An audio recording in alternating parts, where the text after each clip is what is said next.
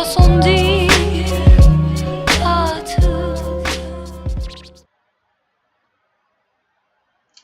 on there, jerk faces? It's your boy Andy, and you're watching Nocturnal Transmissions, brought to you by the Circle of Jerks podcast. It's our weekly live stream where we talk about news, current events, esoteric knowledge, as well as our movie review. With me to co-pilot this thing is the homeboy Rob. What's going on, everybody? Yeah, we got a very interesting stream for you tonight. When do we not, Andy? When do we never have? When it's like, oh, this is a boring stream. Nobody wants to see this shit. True. But yeah, I mean, along with our, I guess, for the time being, sole topic of discussion, we have our movie review, and of course we'll be rounding out our Universal Monsters with a Twist month. What a mouthful!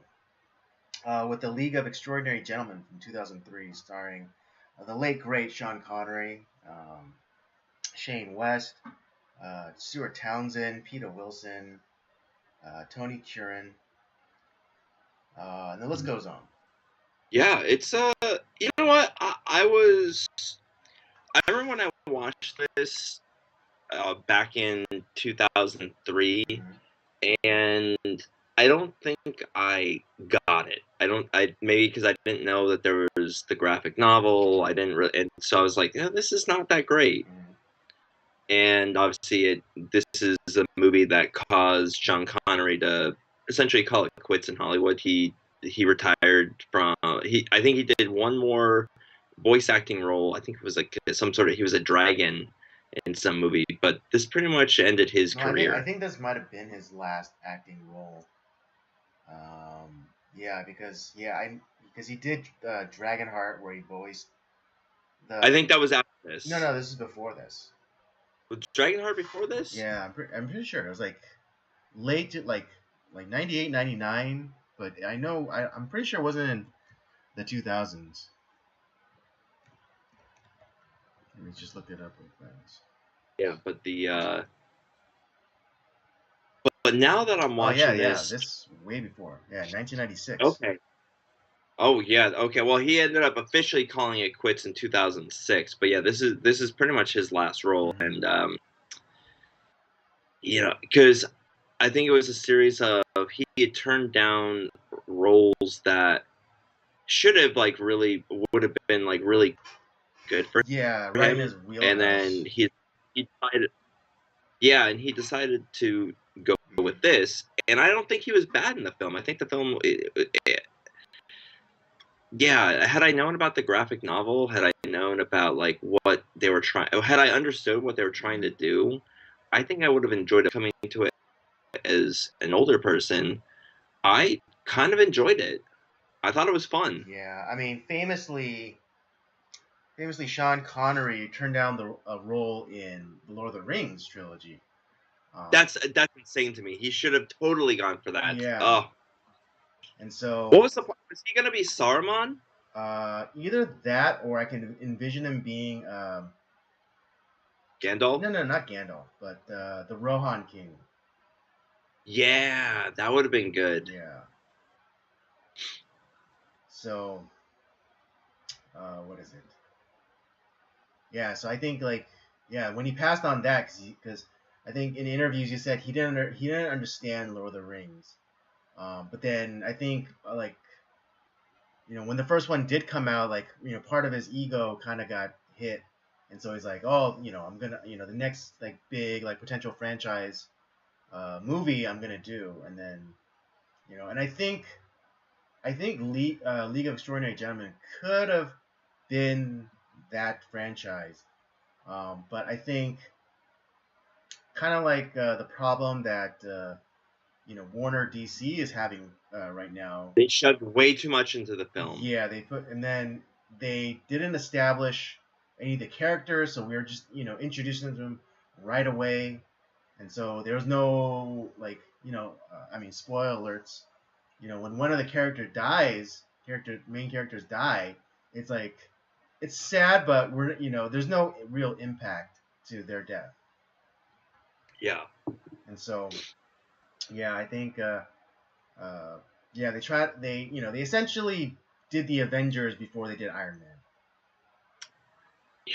Oh yeah, we'll talk about that Yeah, when we so get but there. yeah, I'm being strategic with my words here. So Yeah, we're gonna fix this film, and we're gonna make it we're gonna try again. We're gonna make this film again. Make it yeah, better. but yeah. Other than that, how was your Thanksgiving? Thanksgiving was good. My usual tradition. My family and I, we go to the LA Auto Show every year. Did Mm-hmm. that again. Right. Well, a little, kind of a little disappointing this year. Some of the manufacturers had pulled out because of the auto workers strike. Um, so there was a not as many. There wasn't as many people there displaying what's new for their upcoming Uh-huh. year. And but yeah, overall, like, it's still something fun to do. Mm-hmm. My wife, she kind of twisted her ankle a little bit the day before, Mm. so her walking around she's like, now, if you can't walk all that much, we don't have to go. Mm. She's like, no, no, we're gonna go. It's like, are you gonna be okay? Oh yeah, I'll be fine. Okay, all right. And so yeah, we did that, and um, after that, we had dinner at my parents' house, and something that we hadn't done in a long time, but uh, every Thanksgiving, Mystery Science Theater 3000 puts on a marathon for their they always have like a Turkey Day marathon. So I ended up watching a lot of Mystery Science Theater 3000, and we watched this great Roger Corman film, Viking Women and the Sea Serpent. It's it's not black and white; it's blue and white. Hmm. So it's like Yeah, so it's more cyan. Cyan. It was like cyanotype. yeah, it's kind of, but is the movie good? No, but is it enjoyable? Absolutely. So I did enjoy the film. I did watch like a bunch of other stuff too, and yeah, like they had Puma Man on, which is a Puma Man. hilariously bad film. Uh, Uh, See, I actually have. this is why it's kind of hard to trust your taste. I think I might have to pick Puma Man for next Schlocktober. I Ah, think you it's pretty son fun. of a bitch. You son of a bitch. But But yeah, but overall, like I said, it's just something that my dad and I have not watched together in a while, so it was kind of fun being able to revisit that. We had made up some popcorn and all sorts of good stuff. mm. So it was a fun time. You deep fried a turkey from what I saw. Yeah. Um, yeah. I mean, for those of you who are following along, what is it? A couple years ago, as a proof of concept, I initially fried a turkey and it went over pretty well. Um, and for nothing else than the practicality of being able to free up your oven. Because as those of you who do who celebrate Thanksgiving know, uh, in time and from time immemorial, the turkey is always the thing that takes the longest to cook. Yep. It's usually in the oven all day, and you have to constantly be babysitting it. But this year, or like previous year, uh, I really wanted to try it out, but my family wasn't willing to go all in on a full bird. So we started off small again, as a proof of concept. We just did the turkey breast, and I didn't prepare it well enough in advance the first time, but it was still well received. Um, so fast forward this year, I endeavored to do it. I endeavored to do it correctly.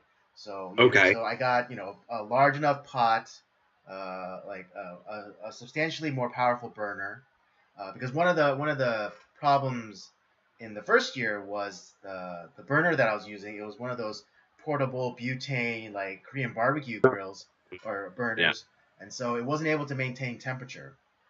And Yeah, so, butane's a bastard gas. yeah, yeah, exactly. A Hank Hill moment. It's like butane's a bastard gas. Um, what is it?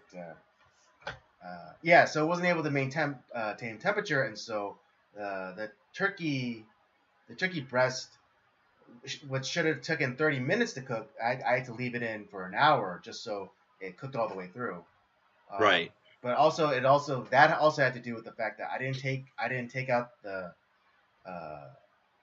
the bird to temper it, to bring it up to room temperature, which would have helped in the cooking process, because if it comes out cold, then it's wasting a lot of that thermal energy, trying to bring it even up to normal room temperature, let alone get it to the 160 165 temperature, that internal temperature that you need poultry to be typically.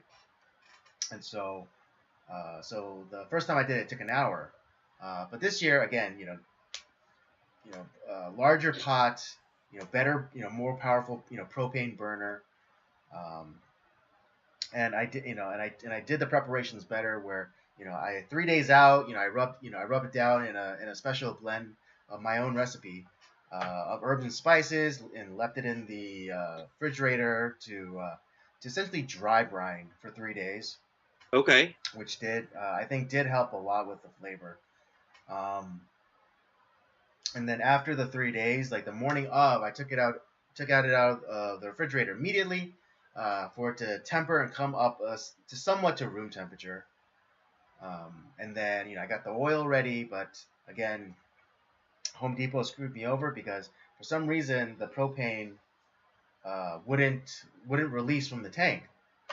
And so, kind of quick thinking, my dad just said, "Hey, just use this camping stove," um, which does run on those small propane bottles.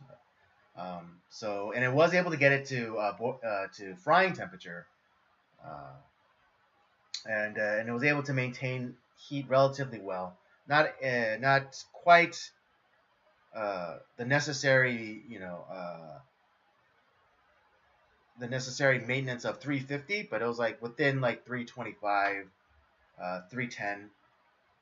But I got the bird in the oil, and in 45 minutes flat, I kid you not, 45 minutes flat, the bird was done. Oh yeah, dude. That Um, I have to say, because I've had it once. I've had a deep fried turkey yeah, once. you've had the Mark One. You've had the Mark One. Yeah, it's and I want it again so bad. The Now, do you add, like, as far as obviously you brined it for 3 days. Uh-huh. Do you add like your stuffing and stuff into the bird No, beforehand? because yeah, I mean, I think you could, but it would just increase the cook time. Okay. Because without the stuffing, the oil is allowed to go into the cavity and heat it from the inside as well. So it has like it's full cover, so it's cooking like full coverage. Because I mean, I ultimately, see. oil is just a medium of heat transfer, and Right, right. oil is more efficient at heat transfer than air is, as opposed to your convection oven. Yeah, that's correct. Yeah, Yeah, yeah. so that's why deep frying a I was turkey cooks it faster than just cooking it in a regular convection oven. sweet. Yeah, Yeah, no, that's awesome. yeah. But Uh, this time, I mean, it all worked out, it and was much more successful this it was year. much more successful, and it was a bigger hit than I thought because I mean, I guess although it was just from the women in my family, but they said they remarked at how it didn't smell like turkey, which Well, I which mean, I think which was counted as a good thing from their part. So okay, so they like that it didn't smell like a yeah, traditional turkey. hmm yeah, Which I do enjoy that smell, but it's like, but the taste. It's for me, it's all about what does it taste right, like, yeah, and and if the taste is it was they did remark at how much more juicy it was, and even though my mom has a bit of a prejudice towards fried stuff because she thinks that oh, too much oil is not good. But um, after frying it and after filtering it and getting it back in the jugs that I got them from, I used 3 gallons. Okay. Yeah, surprisingly, very little oil got into the bird itself because after we filled each of the gallon bottles, it was pretty much back to the top, like when we initially started. That's a good thing because Yeah, that means exactly. yeah, So that means the yeah, oil because going into you. It's just using as like the way to cook the bird right, and so. exactly. Yeah, the oil is just a medium for heat transfer, and what is it? People who complain about like, if they fry something and it's like and their food tastes like too oily, it's because you weren't cooking at a proper temperature, and It's a bad oil was or allowed to leak into the food. now does it matter like what type of oil you use or is it like Well, I mean, I studied extensively, for this moment, uh, and so what is it across? I mean, especially in the South where it's like really big to deep fry turkeys, they always used peanut oil. So who am I to go against experts? oh So yeah, okay. It's that see that seems to be the consensus that peanut oil is the best to use for this because mhm, every time I've heard people talking about frying a turkey, mhm, it's like gotta use peanut oil. That's right. what I'm using. Well, because also it's a neutral oil, and so it can handle higher temperatures. I think I think that the was the upper level is about 500 degrees, so yeah. which is perfectly great. It's perfectly fine for the type of frying that you're doing that most people are doing because you're just the proper fry temperature is about 350, 375, Yeah. and so and I could have skimped out. I could have cheaped out because I initially went to Smart and Final to see if they had because they usually have like these large jugs of peanut oil. Right. But all they had was a peanut soy blend, which in a 3 gallon jug, and it was I think what was it like about $20 or $15 cheaper than getting each individual one, which I ended up doing. Yeah. But for this stuff, I didn't want to cheap out. Nah, I mean this is you got to go with the good stuff, not cheap out. Yeah, But I mean, yeah, yeah, the Smart and Final one, like the 3 gallon like mega jug, that was like $45, and then I went across the street to the Vaughn's Market, and they had the gallon jugs, and I got 3 of those, and they're $20 each. so yeah, it's not too much more. But so what else when it comes to your Thanksgiving dinner? What are your sides? What are you throwing up for the Uh, well, I typically I'm not in charge of sides. I'm just in charge of the bird, or at least now. that? At Okay. least after this success this year, I'm officially now in charge of the bird now and forever. You solidified. Yeah, it's like all right, so Andy, you're in charge of the bird. We'll take everything else. No Um, stuffing garlic cloves into the meat for anyone else this year. yeah, right. But yeah, it was a shared effort. My sisters, they helped out with sides. Some of my cousins helped out with sides. And yeah, it's kind of the cooking. The job of the cooking has, I think, officially transferred over to us, kids, as opposed Yeah. to our parents' generation. Because they're older now, and so I think it's just kind of the natural flow of things that we take care of the cooking. But yeah, we had the pretty typical mashed potato stuffing, sweet potatoes. We had Brussels sprouts and we had green beans. Um, Okay. what else did we have? Yeah, we didn't have pumpkin pie. What? Oh man. Unfortunately, we didn't have any pumpkin pie. I know it's heresy not to have pumpkin pie at Thanksgiving. Or some sort of pie at Yeah. least. Oh well, we did have a fruit tart from Portos. Oh, that okay. That is acceptable. That's Acceptable acceptable. Yeah, substitution. yeah. I'll allow it. Yeah, yeah. Yeah. So. Yeah, because I mean, for one, I like a good mashed potatoes with like a nice gravy. Mhm. I like having like some sweet potatoes, or those are great. Yeah, yams or. Uh, I need cranberries. Oh yeah, With it's funny because my cousin's husband, or I don't know, it was a bit of a dispute about who let because they forgot the cranberries, and there was a uh, bit of a dispute at whose fault it was for forgetting the cranberries. My cousin argues that she had instructed her husband to bring the bag with the cranberries in it. But my cousin's husband's contention is that I grabbed all the other bags and I double checked with you that these were the bags I was supposed to take, and she had signed off on the bags in hand were the ones that he was solely or at least to his understanding he was solely responsible for taking. oh boy, men and women blaming each I other. The know. story as old as time. Right? And so yeah, there was a bit. Yeah, there was a bit there. Yeah, there was a bit of a. There was some contestation about whose fault it was for forgetting the cranberry sauce. But yeah, no, it's because I'm yeah, like I said, I need to have cranberries. I don't like the what is it like the canned cranberry jelly thing Oh with like really? all the. I don't no, I like having like the kind of Yeah, the one the where like the actual berries in it. yes, that's I can't do the jelly thing. Yeah. No, it doesn't feel right to me. It's funny the lingonberry sauce at the IKEA. When you get your Swedish Yeah, meatballs, lingonberry sauce reminds me very much of cranberry cranberry. sauce. Yes, it does. It's very good Mm-hmm. actually. Agreed. But yeah, and like some sort of vegetable is also good too. Like I can't stand Brussels sprouts. Like I'm just I can't do it. I know. I mean, some. To me, they look like tiny cabbages.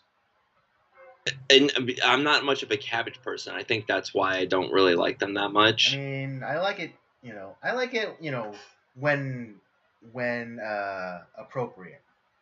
So like a Yeah, coleslaw or you know, basically that well, coleslaw. yeah. I would say I tend to like peas for with Mm, my Thanksgiving dinner. Peas or corn. okay. Oh yeah, my sister made a corn like casserole thing. It was pretty good. Yeah, Yeah, it was but more. It was like yeah, it wasn't just like cream of corn in a casserole dish, but like she mixed it. It was almost like a bread pudding sort of thing. oh yeah, that I think I've had that before. That's pretty good. The corn is such a versatile tool for Mm, in cooking. You can make it so many different ways. yeah, But I think that's why it was the main food crop in Interstellar.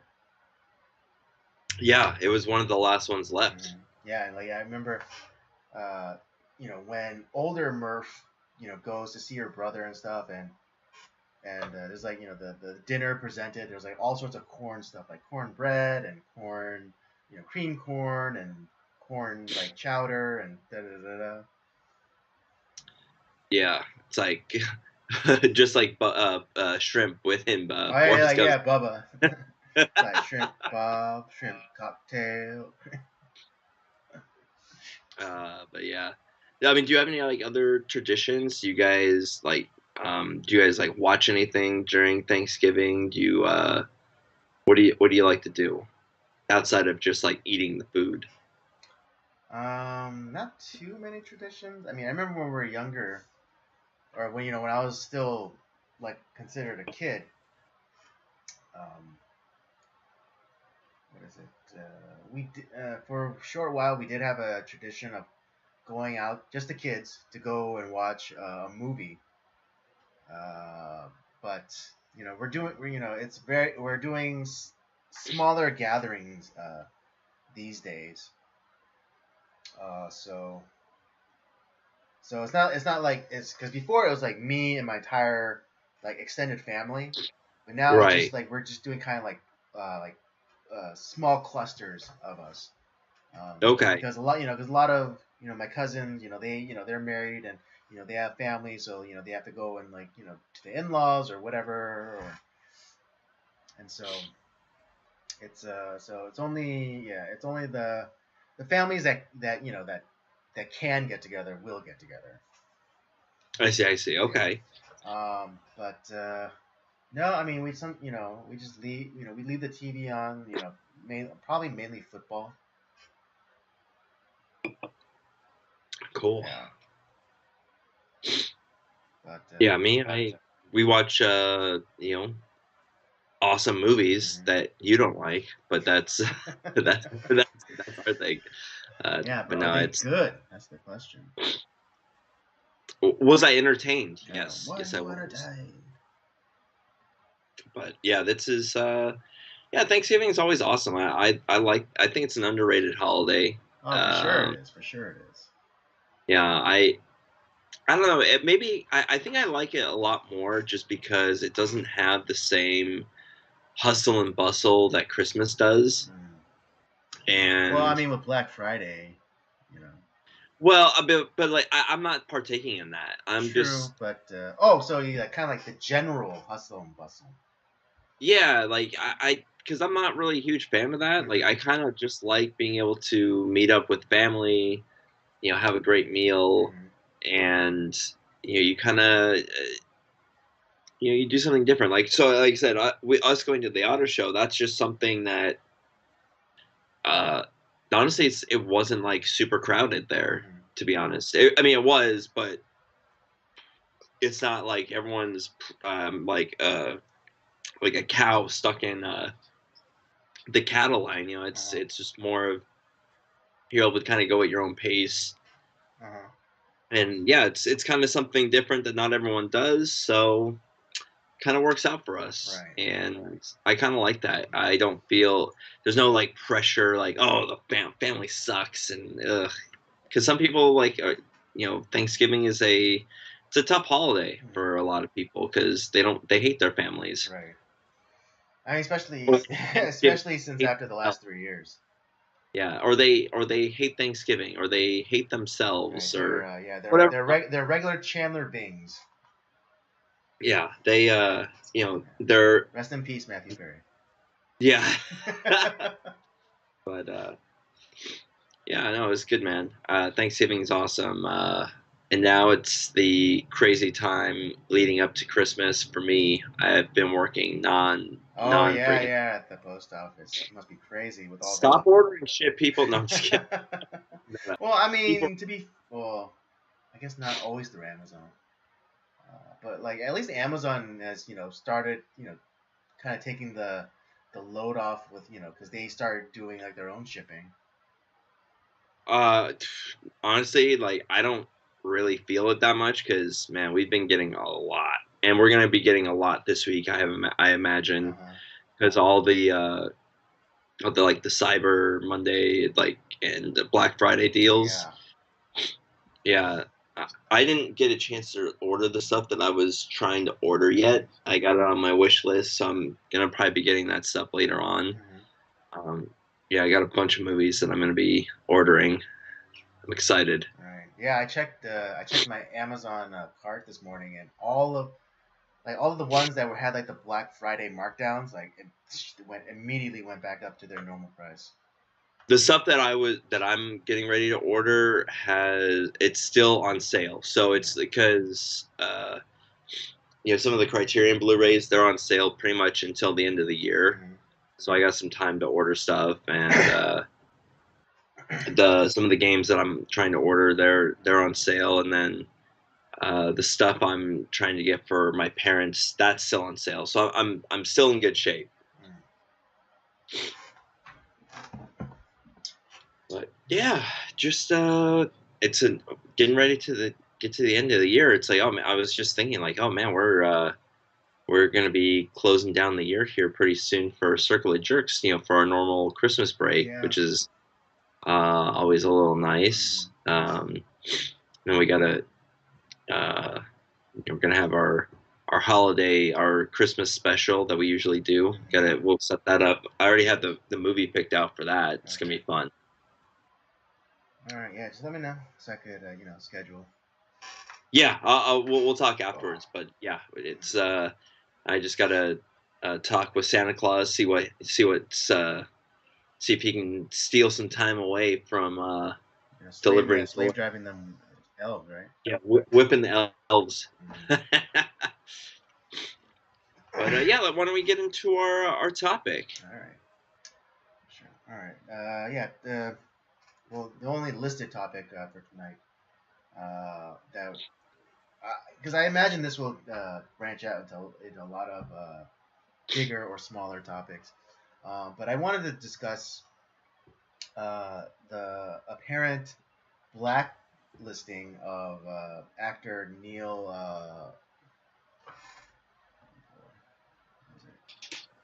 Neil McDonough. McDonough. Yeah, Neil McDonough. And I mean, some of you might not recognize the name, but I'm sure you'll recognize the face because he has piercing blue eyes. He was the bad guy in Walking Tall, with the Rock.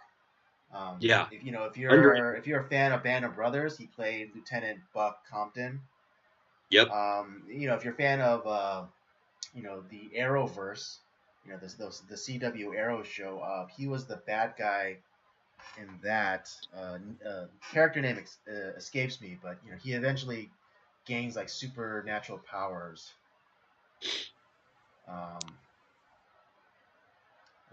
Damien Dark. There you go. That's obviously a villain. Damien Dark. But yeah, apparently he was blacklisted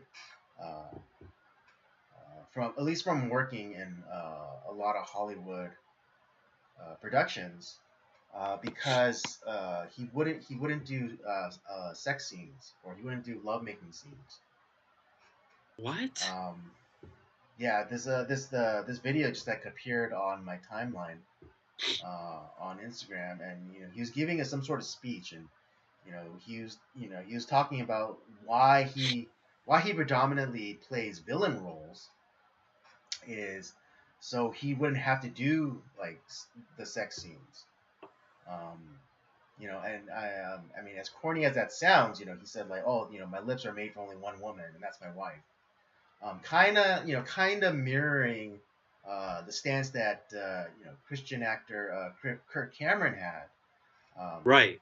I mean, he made waves early, way before Neil McDonough. But he famously said like, oh yeah, I'm not, I won't kiss any other actress. If there has to be a kiss scene or a scene where there's kissing, that he'll try to work it out so that his wife, who was also an actress, who like they met on his hit sitcom Growing Pains, if he could work that his wife fill in for that actress, like if they could do like from like a behind shot, and so that he could still kiss and then make it look like he's kissing that other actress. Right.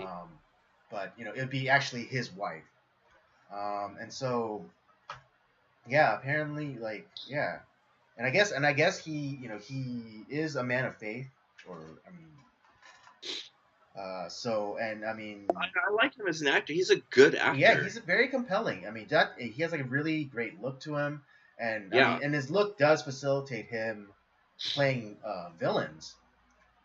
I remember, I think my first kind of introduction to him. I mean, this may make me a nerd, but his appearance as Lieutenant Hawk in Star Trek First Contact. Oh yeah, that's right. Oh, that's right. He is in that. Yeah. He plays the helmsman of the USS Enterprise E. Yeah. And he had a short stint in that movie. He played one of the main bridge officers. And he eventually gets assimilated by the board. But yeah, that was my first introduction to him. And then later on, in Band of Brothers, when he portrays Lieutenant Buck Compton, one of the officers, one of the platoon officers of the Easy Company. Yeah, yeah. That's just that being the reason why he's blacklisted in Hollywood is ridiculous. Because there's so many things. This is where, listen, I'm not saying that movies shouldn't have like sex scenes or anything like that in them. Because there's sometimes where the one thing that I always say is that does it is it necessary to be a vehicle to tell this story? Mm-hmm. Sometimes it is. Like a movie like Eyes Wide Shut. That needs the scenes that are in there, Mm-hmm. it's necessary Right. to tell the story Mm-hmm. because that is part of the story. But there's so many like movies where I feel that it is more of like it's an exploitation Right. thing. It's gratuitous. It's gratuitous. Yeah. And so there's so many things that you could put this guy in. You have this great actor who you don't need to put him in a position where like he needs to like kiss another actress or have some sort of like lovemaking scene. It's like don't waste this guy's talent just because you can write a story that doesn't have that. That's kind of crazy. Or like maybe honestly, like his agent is not doing a great job either. Then because given the system, given the habitat that is Hollywood, it's like partly, the agent is, kind of eggs on the actors, constantly, whispering in their ears, like, hey, man, this would be really great for your career, and like, and also, a lot of the times the primary motivator is money, and it's like, oh, you know how much you're gonna be paid for this one scene? I mean, come on, man, just be a team player here, because again, the agent, despite his claims to only doing what's best for his client or for the actor, ultimately it benefits the agent because the agent's going to get a piece of that paycheck. So yeah, I mean, I'm surprised that honestly, this is just for me. I'm honest. I honestly, am surprised that he hadn't succumbed. That he didn't just buckle and do this sex scenes or whatever. So I'm actually like encouraged by this bit of news. This makes me like him a lot more. I mean, I already did.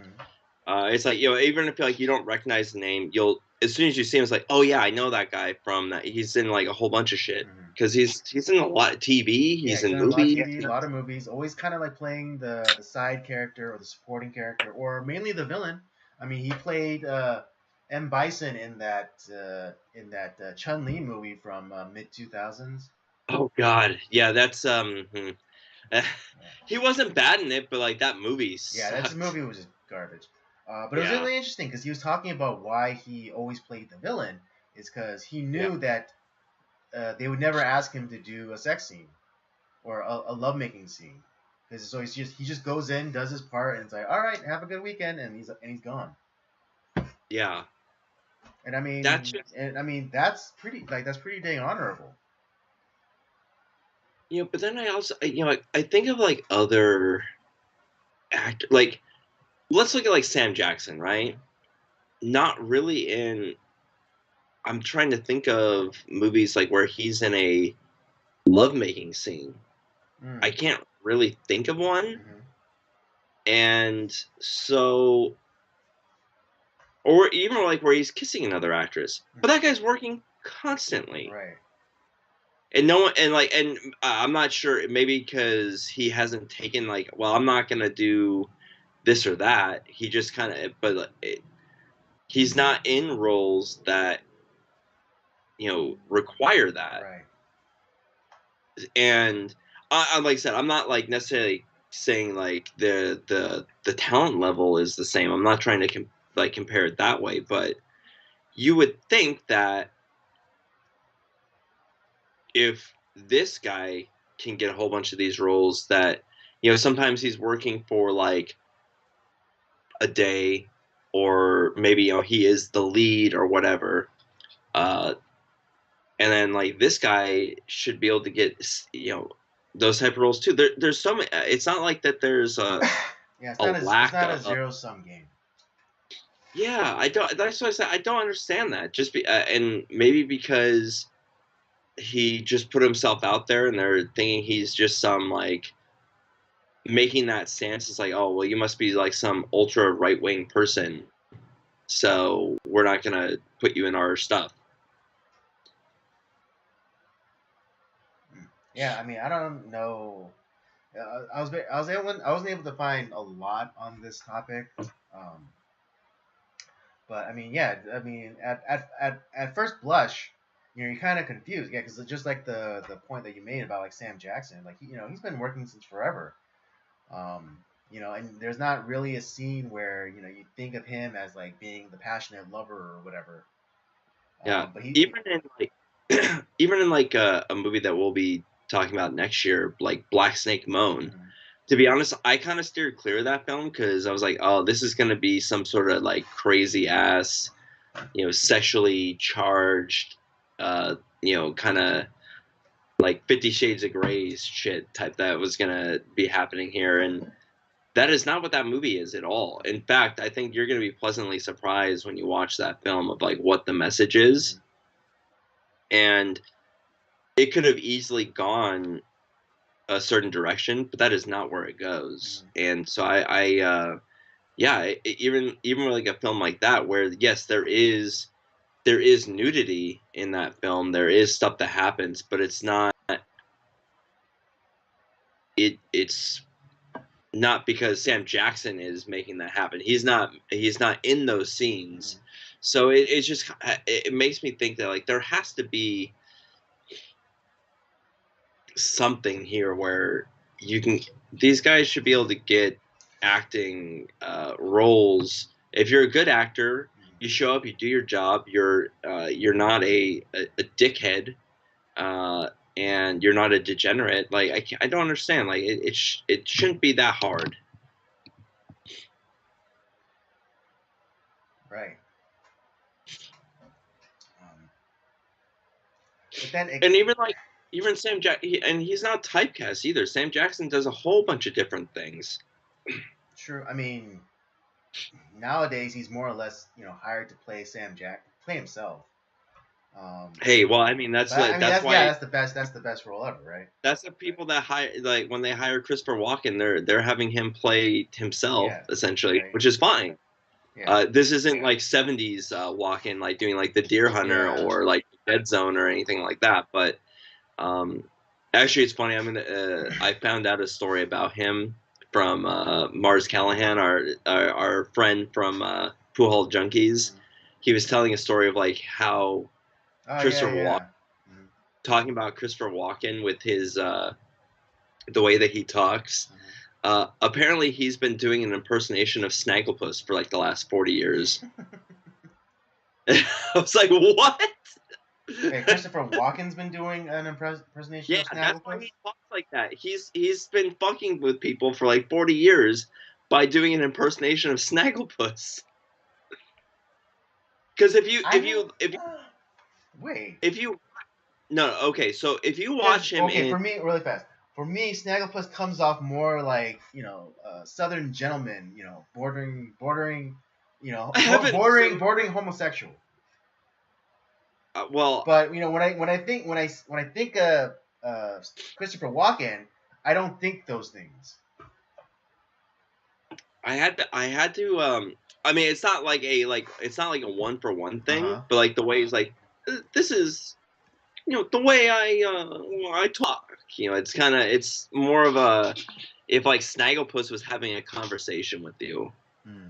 It's not all like the wacky things like the oh heavens to Murgatroyd, Yeah. or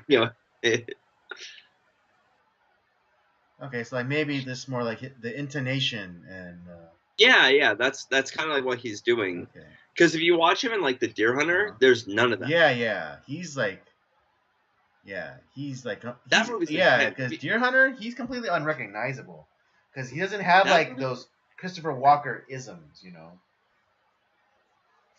He's definitely like 'cause in Deer Hunter, he's playing a character. He's not playing himself, playing a character. yeah. So But yeah, it's that was a story that Mars Callahan told about him. But like, he's another guy that has been cast to play himself in like roles recently. right, yeah. The With Neil McDonough, he's also coming out in a like mostly like independent, like slightly Christian movie called The Shift, I have where he's essentially playing the devil. interesting. Well, hey, that he might. He actually does look like he could play the devil pretty well. I mean that's why he has a villain look. And I mean he has played heroic characters. I mean, a la Lieutenant Compton in Band of Brothers, Yeah. and and others. But yeah, like the story is basically an interpretation of the story of Job. Oh, that's interesting. Yeah. So yeah, the Shift. Be on the lookout for that. But yeah, but the whole his whole situation also kind of got me thinking about particularly now with the whole like red pill like ideology and movement kind of taking sway within culture. Because I mean, particularly Myron Gaines from Fresh and Fit, how he always talks about like, you need a main chick and you have to have like side girls or whatever. But then having like this example, within like Neil McDonough and even earlier with Kirk Cameron and even even more, even slightly more less recently, but with even Vice President Mike Pence saying like how he won't even have dinner with a woman by himself, and just how that flies in the face of kind of like the norm, or just it kind of goes against the teaching of like certain red pill aspects. And I can't help but feel like encouraged by that because it's not as though I'm like it's not as though I'm advocating for men, particularly Christian men, to be like oh you have to be dominant and you could have a main girl and you could have your side bitches. I'm not advocating that for that whatsoever. I think no, I still believe that the biblical prescription of one man, one woman, is the ideal and is to be sought after, striven for, and um, achieved through great pains. I still believe that. And so yeah, so when I hear stories like this, particularly those who are who have been in the Hollywood system, I do it does hearten me to know that there are people who are practicing this, who are striving for this. yeah. And it's a great encouragement for me. Yeah, I just I hearing that is pretty cool. Yeah, like I said, I understand like in the today's world, like I am happy I'm no longer in the dating pool, to be honest. Uh I I would pretty much be like, yeah, fuck it. Like I'm just gonna do my own thing and who cares? Mm-hmm. Especially with the way like how things get like perceived today and whatever. So but it's so easy kind of the idea of like, oh well, it's if women are gonna go out and do this stuff, it's like, well, guys, you need to kind of be more of that like kind of dominant, more of the Giga Chad or whatever the fuck you want to call it. I don't know whatever the term is nowadays, but and I get that, to be honest. Like I said, it's not. I wouldn't. I understand like why people think that they need to do that, but it is encouraging to see that there are people out there who stand for what they believe in, and they're not going to compromise themselves just to further their career or whatever. And to be honest, it's kind of a shame. Like there should be no reason like why his career should be like essentially over. One, you are good at your craft. Are is he like a leading man? Maybe not a leading man, but he's a good character actor. There's so many like roles that this guy should be in because he has the talent Yeah, and I that mean, don't. speaking of character actors, I mean, Robert Duvall made a career of doing character work. And which is crazy because he should be a leading man. He is so good, but he chose to go the route of the character actor, and he worked for. He's still working. He's still doing movies. He's 92. He's got a movie coming out like next year. Wow. It's crazy to think about. Yeah, I was doing. I was.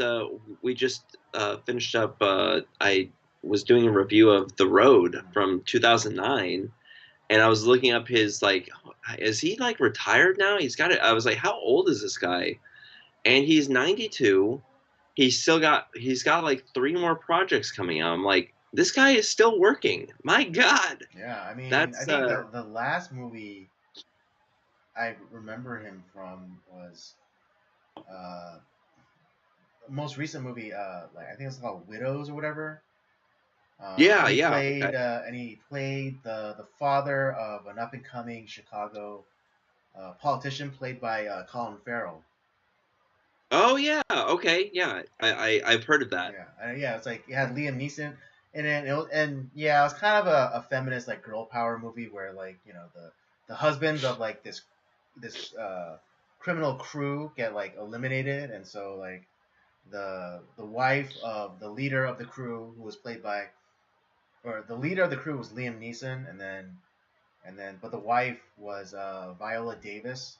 Yes. Okay. I do remember this trailer for this movie. Yeah. Okay. I know exactly what you're talking about. So that was the last movie that I remember seeing Robert Duvall, at least like modern movie.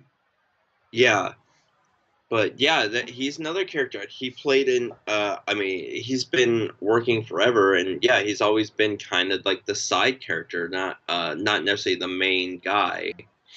Um, but yeah, it's just man, don't blacklist this guy. He's got, and I wonder like, listen, he's taking a stance for what he believes in. Good for him.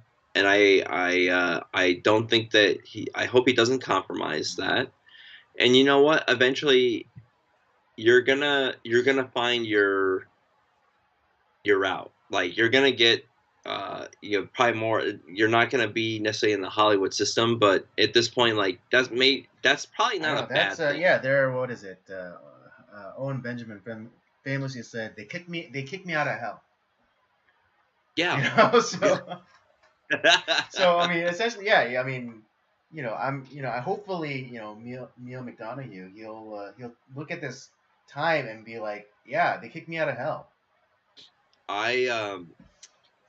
Because there right now there's a shift in Hollywood happening. There's another like major shift that's happening where I think I think the people are tired of a lot of the big blockbuster mainstream stuff, and a lot of the old names that you and I enjoyed growing up, those guys are starting like outside of like a few directors, like some of those guys are starting to get old and maybe lose their touch a little bit. The actors and stuff that we grew up loving, they're getting really old now, which is crazy to think about. Like not they're not where they're normally at. I mean, just think about Leonardo DiCaprio. Like when we first introduced to to Leonardo DiCaprio, he was like this fresh-faced kid, on Growing Pains. I mean, weird, like nice synchronicity there, with the Yeah. Kirk Cameron thing. But yeah, he was, he first came to our attention, from Growing Pains, and then, he went on. I mean, he then went on to go on and starring in a whole bunch of, I think critically acclaimed movies like What's Eating Gilbert I Grape. still need to see that. I haven't seen it either, but I know he plays a retard. Um, Yeah. and then on to to Titanic, and then from Titanic, just his trajectory just like kept going. It hasn't like the steam has not run out. I actually there's I mean, I don't like Titanic, but it's not because of Leonardo DiCaprio, who I think kills it in that movie. But I don't think that guy has a bad movie in his lineup. Maybe Don't Look Up. Oh yeah, I have not seen that yet. I've heard it's but as far as is his performance in it bad? Right. Okay. So yeah. So and that movie is like a really like an ensemble sort of thing. There's a lot of like kind of famous people in it to kind of distribute the load, as it were. So yeah, I don't think I don't think it necessarily did bad because of his performance. Although again, I can't, I haven't seen it, so I can't really say anything. But yeah, like it's crazy to think, like that his trajectory hasn't really faltered even till now. And Titanic was like what in 97. That was 97. 25 years ago, 26 years ago now. Yeah. Yeah, he did like yeah, he did Catch Me If You. It's not because of him. Yeah, Catch Me If You Can. Well, that's yeah, The Island. I don't know. I don't think it was received very well, but I don't think, again, it's one of those things where it's like probably not because of his acting. The Island is Ewan McGregor. No. There was another one. He did it like just after Titanic. I know there was The Man in the Iron Mask. Yeah. Which I have not seen, but I kind of want to watch that. I really enjoy that one. Is it? Is it good? Is it a good adaptation of the story? I never read the story, but I really enjoy that movie. Okay. And I think because it's an Alexander Dumas story, so it includes the Three Musketeers. Yeah. And I really just enjoy that story. It's a yeah. I won't say too much more of that, but. I know he was also in shit. What was that another? I mean, he was in Romeo and Juliet. That was the year before. With Claire Danes. That was 96. That was before Titanic. Yeah. I know he did something else in between that and Man in the Iron Mask, and I can't think of what the hell it was. Oh, and after Man in the Iron Mask, he did Gangs in New York. That was great. Mm-hmm. That movie's great. We should cover that movie at some point. That's a great movie. Actually, that's something I need to do. I was thinking about I need to watch more Scorsese films that I haven't seen, because there's a lot. I've watched some of his. There was one of his earlier works that I watched. I was like, this is so not like what you think that Scorsese would do, but it's so good. It was Alice Doesn't Live Here Anymore. That's a pretty good movie. I've heard that title, but I've never seen it. Yeah, it's pretty good. I really enjoyed it. And then but then obviously everyone remembers all his kind of gangster films, Mean Streets. They know Taxi Driver is one that they know. Goodfellas obviously is. I think most people would probably consider Goodfellas his best film. But then he'll come out.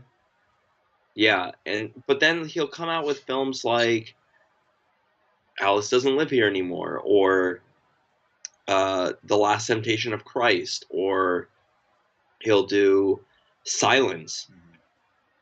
And it's just this guy has a crazy range as a director.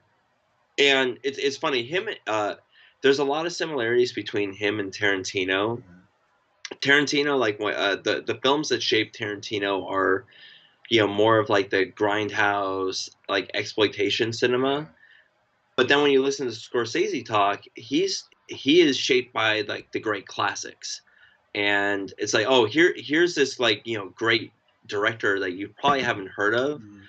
but these films like were of like in the golden age of Hollywood. They're great.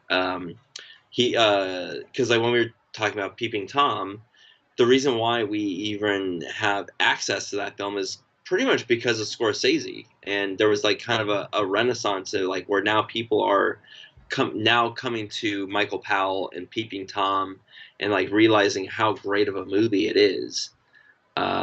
So it's kind of like, yeah, they're him and Tarantino are like two sides of the same coin, which is kind of interesting. But yeah, I think it's so crazy that this guy that they're just gonna shove him out the door. Actually, sorry, I'm bringing it back to the point that I was trying to make is that with this new shift in Hollywood going on, because now I think people are more clamoring for something.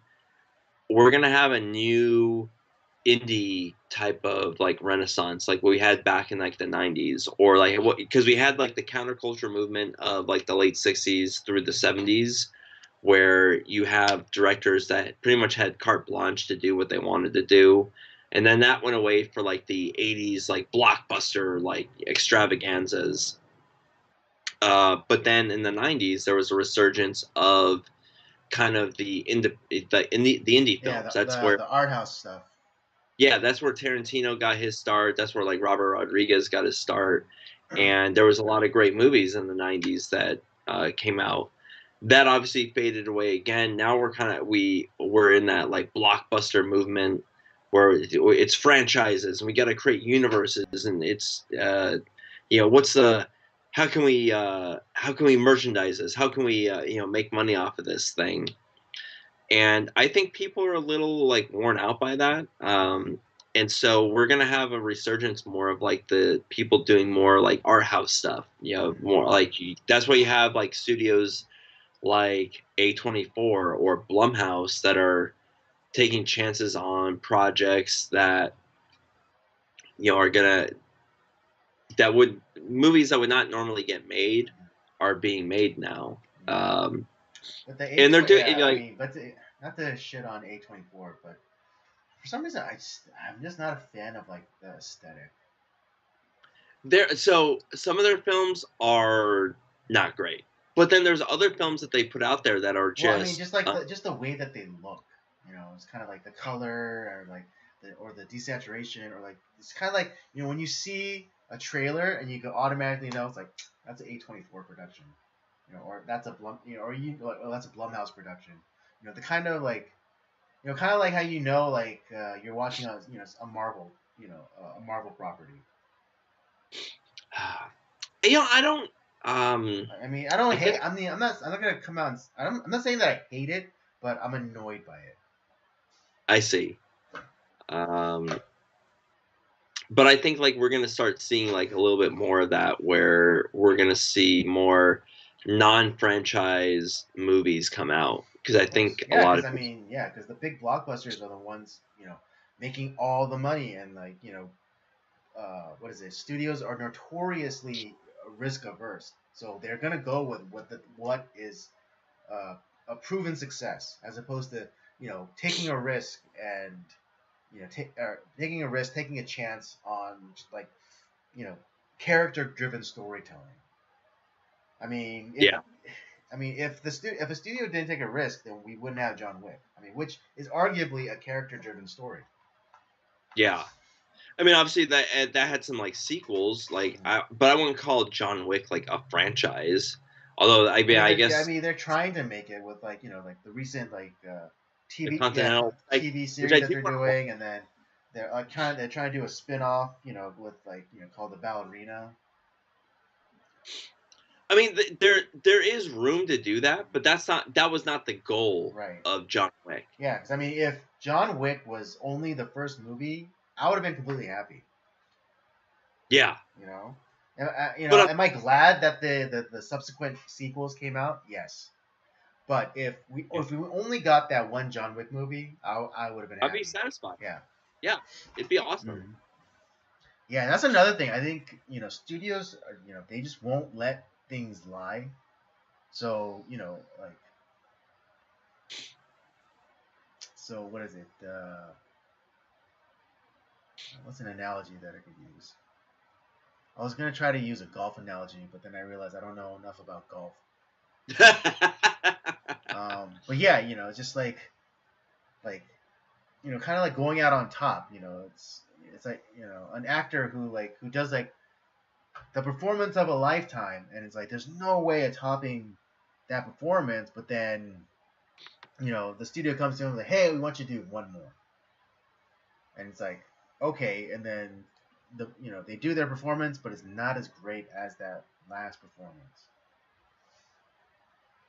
Yeah, I think like when it comes to like there's certain things that that warrant like a franchise. Like when it comes to like James Bond, right?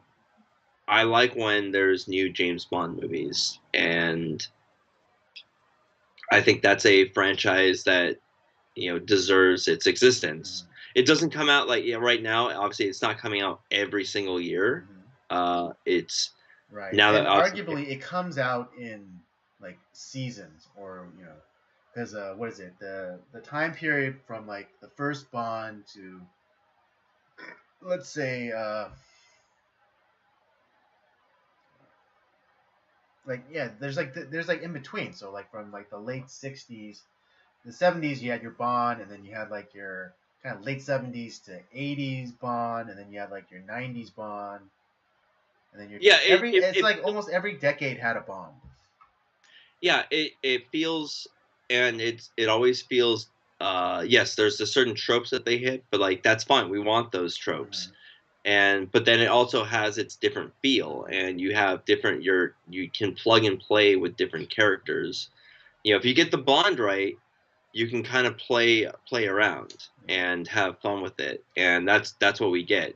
Not all the Bond films are great.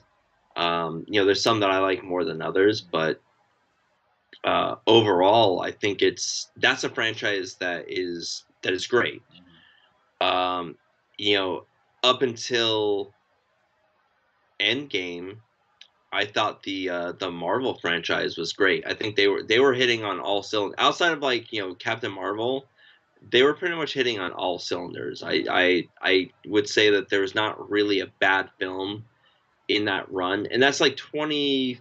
What was it, like 22, 23 films, Mm-hmm. and you don't have a bad film. That's a great run. Right. I think this is how I see it. I see Endgame. I see Infinity War as their ending, and then Endgame is their encore. And Yeah, after that, like, yeah, I think they really ought to stop right there. Maybe okay, maybe finished out, or like at least finished out the Spider-Man trilogy. yeah, But you know, let there be some distance. After Endgame. Because for a lot of people, for that the MCU was going on for 10 years, and for 30, like, for what, 32, 33 movies. For some that's people, that's their childhood. yeah, you know yeah. There's some people that were born at like they those are all old films now. It's crazy to think I about, know. but But like, yeah, there's no downtime, there's no cooling off period to be like, it's like great, and then maybe start it up, or think about going back to it, like in 5 years or something. right. But like, you just like immediately went into movies, and all these other projects like TV shows, and just kind of like saturating the market. And I do think that has something to do with like the superhero fatigue. um, Let alone the subpar writing, of the stories. But yeah, so sometimes you have to let things lie for a little bit. Get people, kind of, 'cause like, I really wish they'd bring back, the Marvel Cinematic Universe. Yeah, I would really like to see, continuing, maybe the Tony Stark's daughter story. What happened to her. And see where she's at. Yeah, exactly. It's like in where you're able to kind of like make it fresh Right, again. and it'd be and like and Kind of just and like yeah, and it would be like natural because people would be like curious, like, oh well, what happened to Tony's daughter? Is she a genius like him? Did she take up the mantle of Iron Man? I mean, yeah. everyone knows kind of like my opinions on women and usurping male characters. But but in this case, it would at least be warranted because it's his daughter. Right, and it's kind of you know I don't know what it is. There's always kind of like these waves that happen like and I don't know why they happen. They just do. Where westerns were like you got to make a western, Mm-hmm. and there was a whole shit ton of them. Some of them great, some of them not so great. Right. I've uh, and then the western kind of died out for a while, Mm-hmm. but then there was resurgences like when A Fistful of Dollars came out, that like the spaghetti westerns, that revitalized westerns, and then those kind of lost their luster and those went away. Um, and then we had another resurgence of the western that mainly a lot of Clint Eastwood bringing it back. Like Unforgiven came out, then there was Tombstone, Quick and the Dead. Which is a great movie, by the way. I really we should cover that at some point because that's a great Oh yeah, movie. another Leonardo DiCaprio movie. Exactly. And then it kind of that went away again. So Yeah, but then there's then, always then arguably, Taylor Sheridan, he revived the western. he did like a Yeah, he did like neo western. yeah, like how I describe it, the neo noir western. Yeah. He kind of he's mixing genres together, which are like, and I love how my wife didn't like Sicario very much, but that she's crazy. So I mean, um, I knew that from the beginning, but yeah. But the yeah. so and then you have like the noirs back obviously like the 40s were like peak noir. Mm-hmm. And then you had like when you were doing stuff like in the 50s, color was more involved and they were kind of doing noirs kind of utilizing color, but then like those kind of went away, and then but then you get a movie like Blood Simple. That's a noir film, but that's it. That kind of the Coen brothers kind of revitalized that a little bit. I think Scorsese kind of did a little bit of that too, and they utilized that aesthetic in their films Mm-hmm. because because they're it's a great film genre. Agreed. But yeah, it's we're gonna get to a point where I think people are like, fuck the comic book movies, and I wasn't sure that I completely agreed with like Tarantino and Scorsese and some other directors talking about how it's like bad cinema, but as I have gone, as I've read their statements on it, and I thought about it, and I was like, I really like these films. Maybe they're not like the most in depth films, like outside of a few. Like some of them are actually really there's a lot being said. Mm-hmm. We talk pretty highly of Captain America: Winter Soldier. Mm-hmm. That is a great fucking movie. Right. I will Right. Because I'll die yeah, on because that. I think what is it? Marvel was. I mean, they experimented a little bit, yeah. Because I mean, Captain America: Winter Soldier is not just a superhero movie, but it's a spy thriller. That's the thing. Like that's why to me that is the peak. That's the best one of all the Marvel films. That to me has a lot of depth to Mm-hmm. it. Yeah, I mean, are Uh, there like global stakes? Yeah, but technically, so are James Bond movies. But this is right. more grounded with like the like the trade craft and trying and like kind of staying one step ahead of your the enemy and and like and doing all this like subterfuge stuff. So Right, right. and then finding out like the good guy's the bad guy. Yeah, it's Yeah, it really worked in that accent, especially particularly for the character of Captain America, who's going through that transition from the first Captain America movie where he was literally a guy wrapped in the American flag, fighting for old glory and whatnot, and then coming into modern times and seeing and like kind of having like that cynical uh, that cynical awakening to how like the government's not always the good guy and um, I mean, not to be a downer, but like sometimes the only person you can count on is yourself. yeah. He thought he had cleansed evil, and he comes back to like modern Yeah, and times and it's like realize, more evil. yeah. So like that one I think is great, and I think I've started to lean more in the direction is like, yeah, honestly, like especially with like the shit that they're making now, I'm like, yeah, this is not, we're not making good stuff here. Like, um, like the Christopher Nolan Batman trilogy, that is awesome stuff. Like there's a lot of depth to those Right, films, yeah. I and mean, it's a comic book I movie, watched, sure, but there's real depth to it. yeah, like I like honestly, The Dark Knight been should have had more accolades that got attached to that, because that is one of the greatest films ever made, in my opinion. Agreed. But yeah, I don't. It's Hollywood is weird. Yeah. I mean, I love film. Don't get me wrong. I think they're, and I love, we talk about like all different types of genres, all different types of eras, and we've seen some stinkers that we don't like. I mean, sometimes we chose stinkers for on purpose, like with Schlocktober, but there's times like where we went into a film kind of blind, kind of thinking, oh yeah, like I've heard about this film a lot and thinking it's going to be really good, and then we're disappointed. It's not.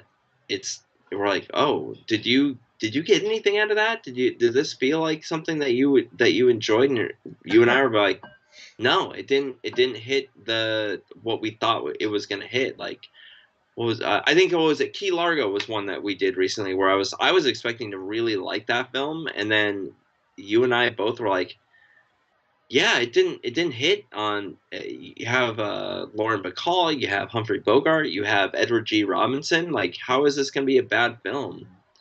And it's not a bad film, but it's just not. It didn't have that punch to it. Yeah, I mean, although, yeah, I mean, I said it before, but I'll say it again. But Key Largo did make me appreciate uh, the Star Trek DS9 episode that was like an homage to that movie. Yeah, there's a lot there. Like I said, I think there's something there that obviously has kept it in the. I think there's a lot of people when you say that title, oh yeah, that's a movie, right? They know of it, Mm-hmm. but then there's a lot of people who haven't watched it, and yeah, I just that's one that just didn't hit me in the right way. Mm-hmm.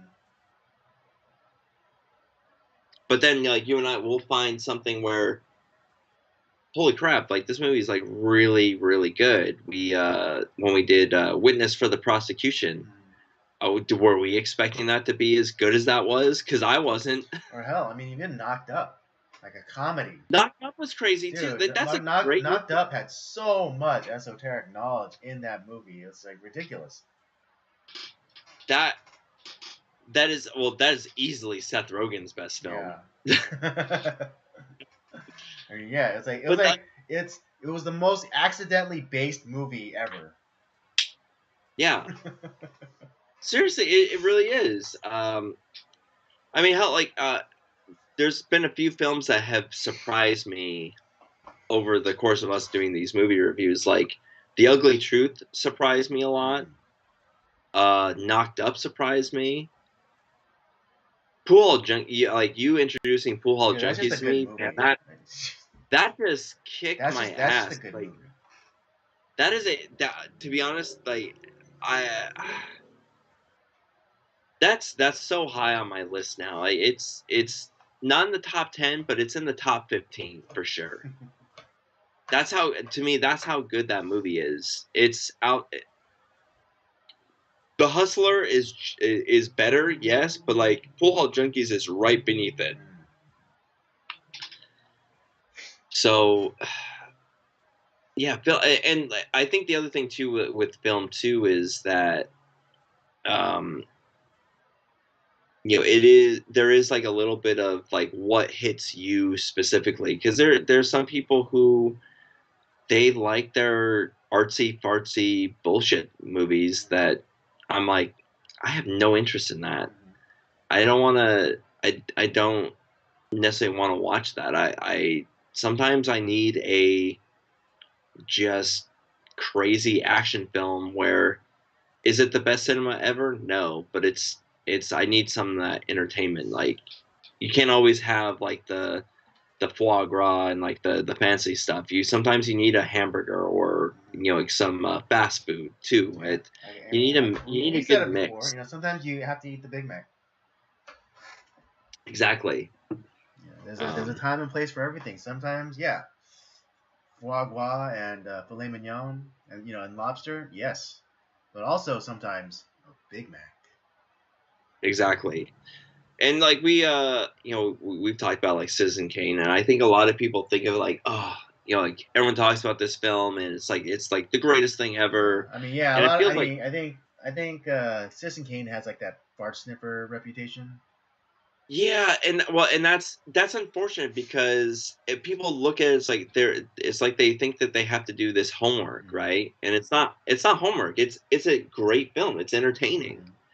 And it's like it's more of like, I'm actually happy you haven't watched it. I'd like to see what you think of it. And because I was wanting to introduce that to a few people, Mm-hmm. and because when I first I kind of went as like, when I see like all the movie lists, and Citizen Kane is usually number one of like the greatest films. I'm like, is it really? And I think I watched when I initially watched it, I was like, this is not the greatest film of all time. It's like, give me a break. It's good, but it's not the best. Mm-hmm. And then as I've watched it more and more, I'm like, oh man, there's some like it's doing stuff for me. I'm like, okay, so the film has become higher up on my list. Mm-hmm. I still don't think it's the greatest film of all time. Like, I mean, I'm biased. I think Casablanca is the greatest film of all time, but it's I just, yeah, like some films like have that way of they you initially start out and like you like them, but you're not sure what to think, and they grow on you over time. Some films like hit you, like you really like it, and then the more you watch it, it's like you start to see the flaws, and it goes down on that list. So it's like you have like this weird occurrence of like comers and goers, Mm-hmm. um, with films. Like, so some stuff has come up on the list, some stuff has gone down on the list. But then there's like the films where like no matter how many times I watch them, I'm just like, this is just great.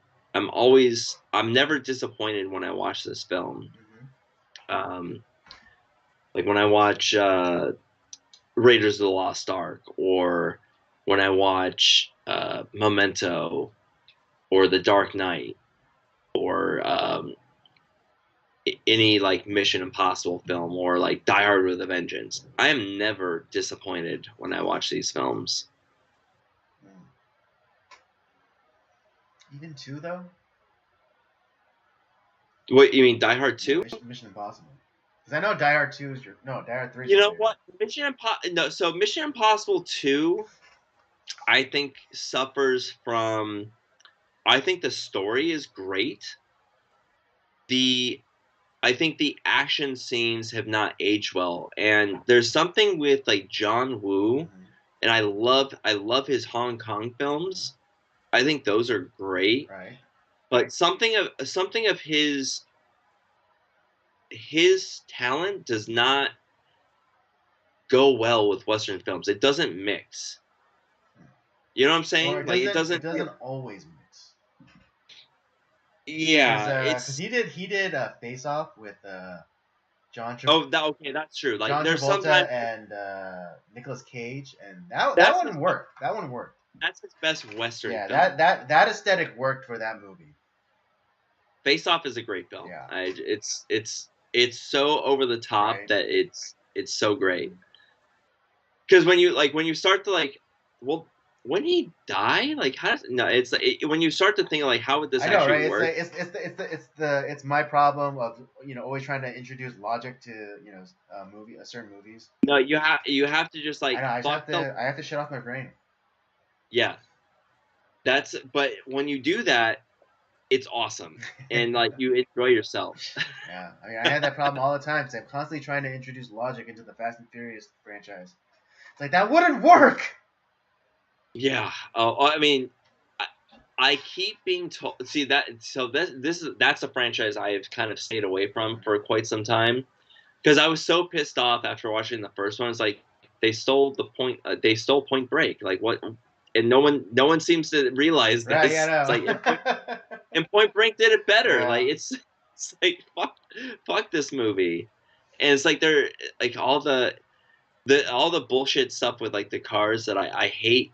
I hate. It's like we don't need to have all this like shifting 900 Yeah. times and Like all the conversation. going into seventh gear or whatever. Yeah, it's like this is ridiculous.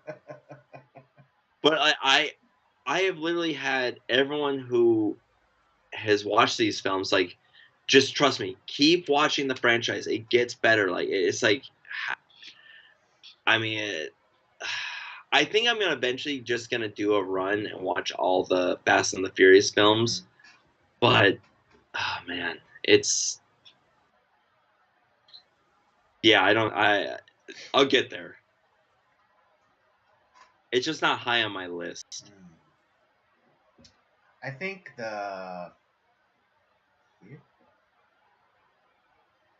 either the fourth one or the fifth one was like kind of the last serious sort of take on the franchise. And then it kind of just went Yeah, like then after all. that, it just kind of went like they just went purely for spectacle. Hey, you know what? Sometimes, like I said, sometimes you have to have the Big Mac. Yeah, that's true. That's true. You know what? It's put butts in the seats because those movies make a fucking butt load of money. I don't get It it. doesn't make sense. It just doesn't make sense. I think I just had to accept that it might be a franchise that people like and they know it's not great, but they love it anyways. It's the same reason, like why I like shit like Viking Women and the Sea Serpent. Like that movie sucks, but I love it. It's fun. It's a good movie. Or why I like sometimes a little escapism is right. It's just with a doctor order. like I just watched the film Switchblade Sisters, which is geez. It's good. It's actually it's interesting. I think you will hate it, okay. But actually, I think I might introduce that. Might be another film I might introduce for next year's Schlocktober, just because I think there's some elements to that you're just gonna like, fuck this. knowing what you hate about in film, I think you'll hate it. It's great, but to me it's a fun film. And then there's other stuff that we watched too. Like when we talked about Boss, were we expecting that movie to be as great as that was? Because that movie is out of its mind awesome. Absolutely, one of the best theme songs ever written. Ever written. I think that's the most fun I've had watching a film in a long time. Like, because I was not expecting it to be as fun as it was. And then, like, you and we watched it together, and, like, we just laughed our ass off. It was so great. You know what I found out about? So our favorite character in that is played by Derville Martin. Do you know he did the Dolomite? He was the director of the Dolomite films. Of course he was. Of course I didn't know that. I was like, oh fuck, I got because I haven't watched those yet. I haven't watched the Dolomite films, but I'm like, I didn't know he was the director of that. Like, that's gonna be some fun Of shit. course he was. Yeah, it's yeah, that's pretty much all. I hope that our friend finds some work in maybe not Hollywood, but I think that there's gonna be people calling him. I think there's more people on his side than there is not. Um, Yeah, I so mean, hopefully, yeah, because I'm sure his, you know, one of the big things is cowardice. Because I mean, this is anecdotal, but like, because I still catch Owen Benjamin's live streams, and he's constantly and he's been saying how people like within the like in the industry like and reputable people like kind of indirectly contact him and saying like yeah, keep doing what you're doing. And so there's people like they know the truth, they know the truth, but they're cowards because they're cooked by the money. yeah, And so like so because they took the money, they have no more voice. yep, And so like could people talk speak out against certain things, and also like could people say like yeah, I agree with Neil, like if is it wholly necessary for there always to be a sex scene or whatever, like, or can there not be some sort of reasonable accommodation? Of course there could be, but because they took the money, because they essentially sold their souls, quote unquote. They can't talk anymore. When they give you the money, they're not buying your talent, they're buying your silence. yeah, And so I mean, you know I wish there were more stories of Hollywood actors being like, no, you know what, I'm good, I'm not doing this. And he's like, or I'm not supporting this, or I'm not putting out a tweet, or I'm not putting up a post on social media or whatever. you know because I mean, I think arguably Tom Cruise figured it out. He that's why you don't hear about his latest post on Twitter, or latest like uh, you know deranged rant on on Oprah or whatever, because he figured it out. It's like people don't want to know, don't want to see Tom Cruise the man. They want to see Tom Cruise, the actor. They want to see Tom Cruise, Maverick, or they want to see Tom Cruise, Ethan Ethan Hunt. Hunt. They don't want to see me, Tom Cruise, the man. And so like that, that's why he went quiet on his socials. That's why he doesn't do like contentious interviews anymore, because he gets it. Like, I want to be a movie star. Yeah, and but then like there's stuff that like I hear that he does like where he does stand up for people and like he does good Mm-hmm. things and but it's he's not like necessarily like just putting that out there. Like I've always said, like, is he a little bit of a crazy person? Yeah, he is. There's no doubt Yeah, about it. But he's associated with Scientology, so yes. yeah, but there are good things that he Mm-hmm. does. He does he gets people involved like with his projects and stuff like that. Say, hey, well, why don't we do this? Yeah, come on, man, like you I'm gonna have you in on the movie with me, or he does help people out. I know like it's kind of become like a little bit more fashionable recently to kind of shit on him, but uh, and has he had some failed projects? Yes. We just talked about one, The Mummy. That was he was not the right actor for that role. Mm-hmm. Um, but this is yeah,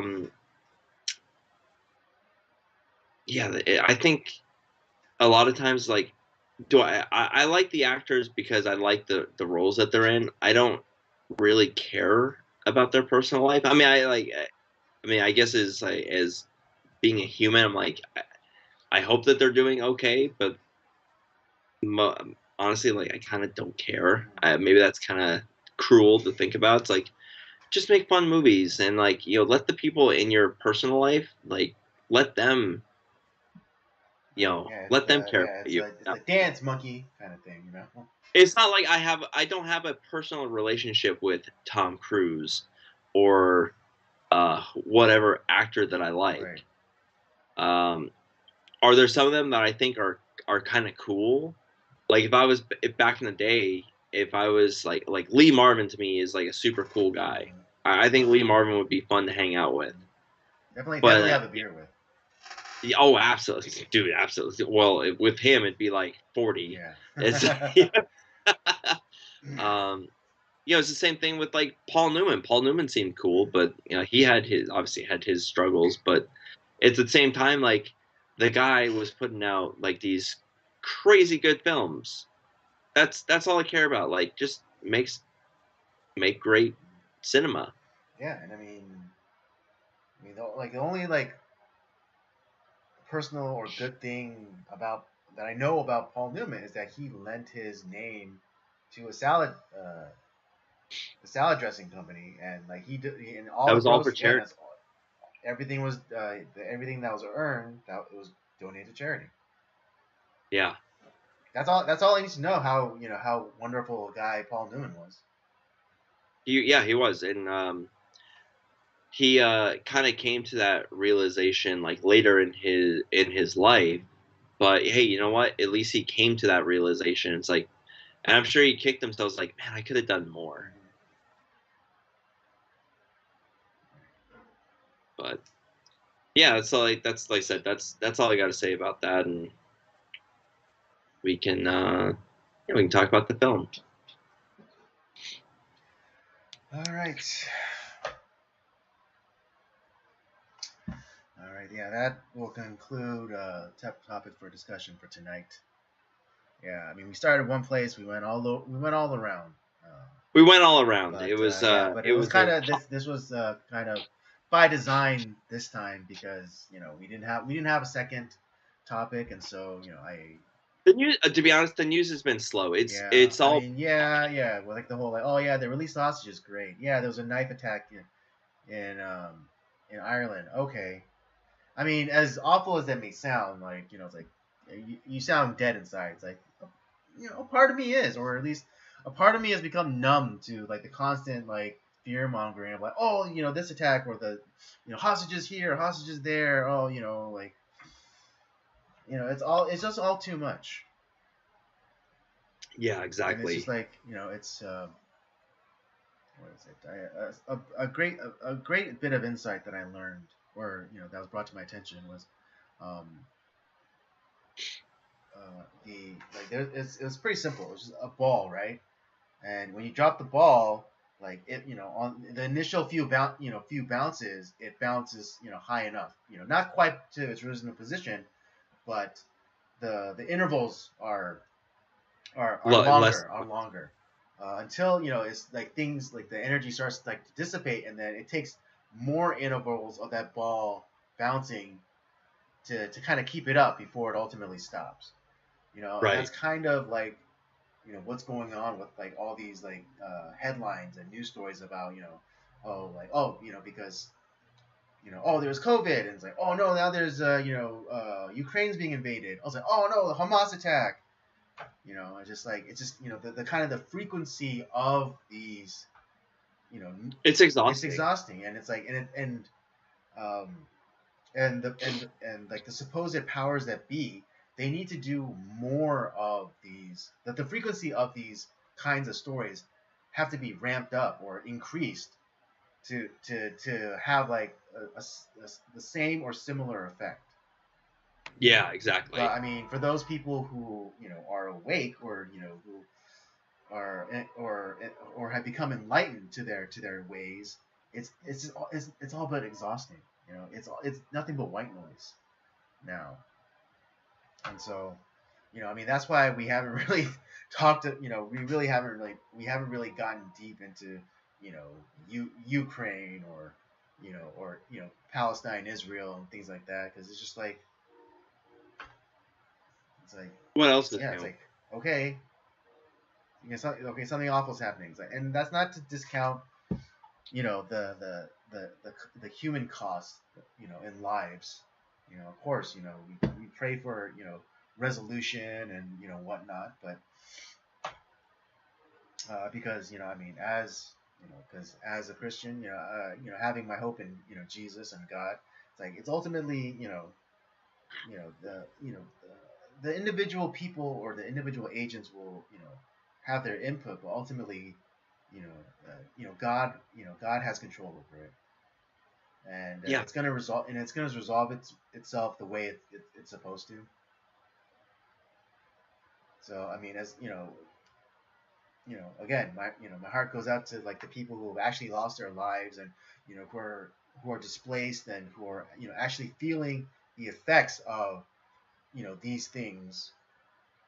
But but you can't, I'm not gonna be tricked into, getting my emotions all riled up and be like, oh no, we got to do something, and, going hummingbird essentially.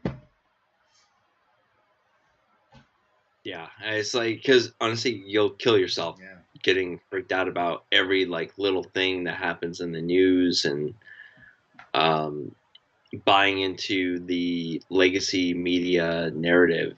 You'll die. It's Yeah, there's just no way of keeping up with it, or even caring for everything that's, put out. yeah.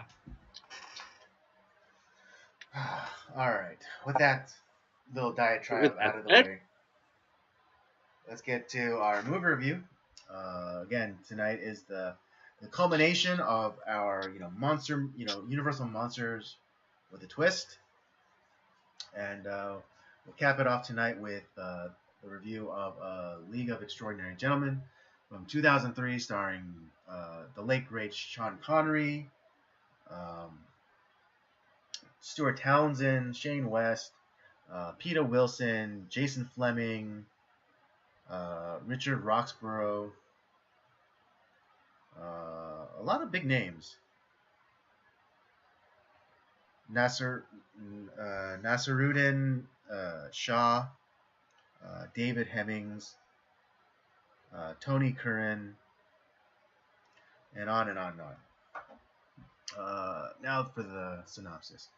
A team of extraordinary figures called from great adventure literature are called to stop a villain intent on harming the nations of the world against one another. Yeah, and those, figures from literature, Alan Quatermain, the vampiress Mina Harker, from Dracula, the Invisible Man, Dr. Jekyll and Mr. Hyde, um, Captain Nemo, Dorian Gray, uh, Tom Sawyer from, the Adventures of Huckleberry Huckleberry Finn. Finn. Yeah,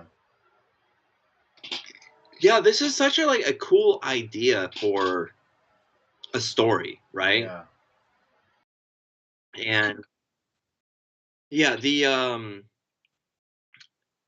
this was based off of a graphic novel, and it was about, yeah, bringing these, fictional characters together, and it has some of the well, what we would know as the Universal monsters, but those are all based off of book properties, essentially. Like you have the Invisible Man, that's H.G. Wells.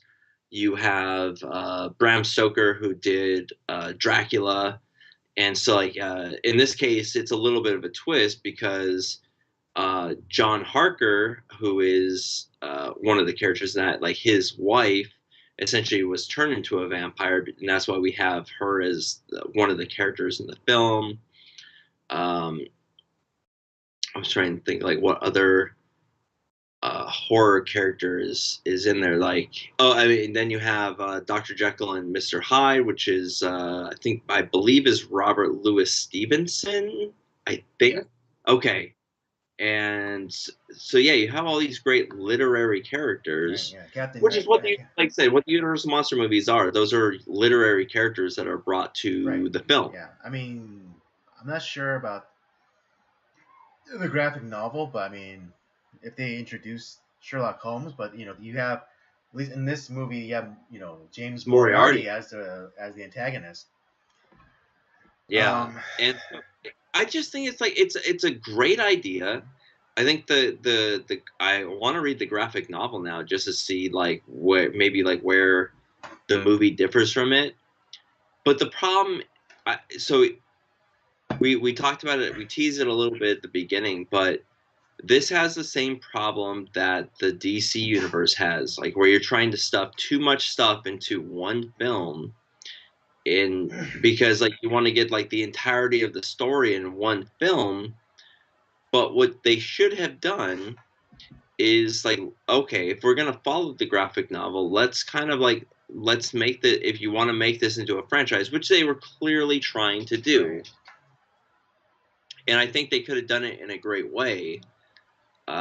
Is that you kind of start slow. It's okay, like, and maybe because the formula hadn't really been done yet, Mhm. I think, but I think it was something where had they taken their time and just told like a really good story and given us a little bit more like in depth um, look at the characters, people would have been in on it. I think they would have like thought it was kind of cool. Right. I think one of the problems was because these were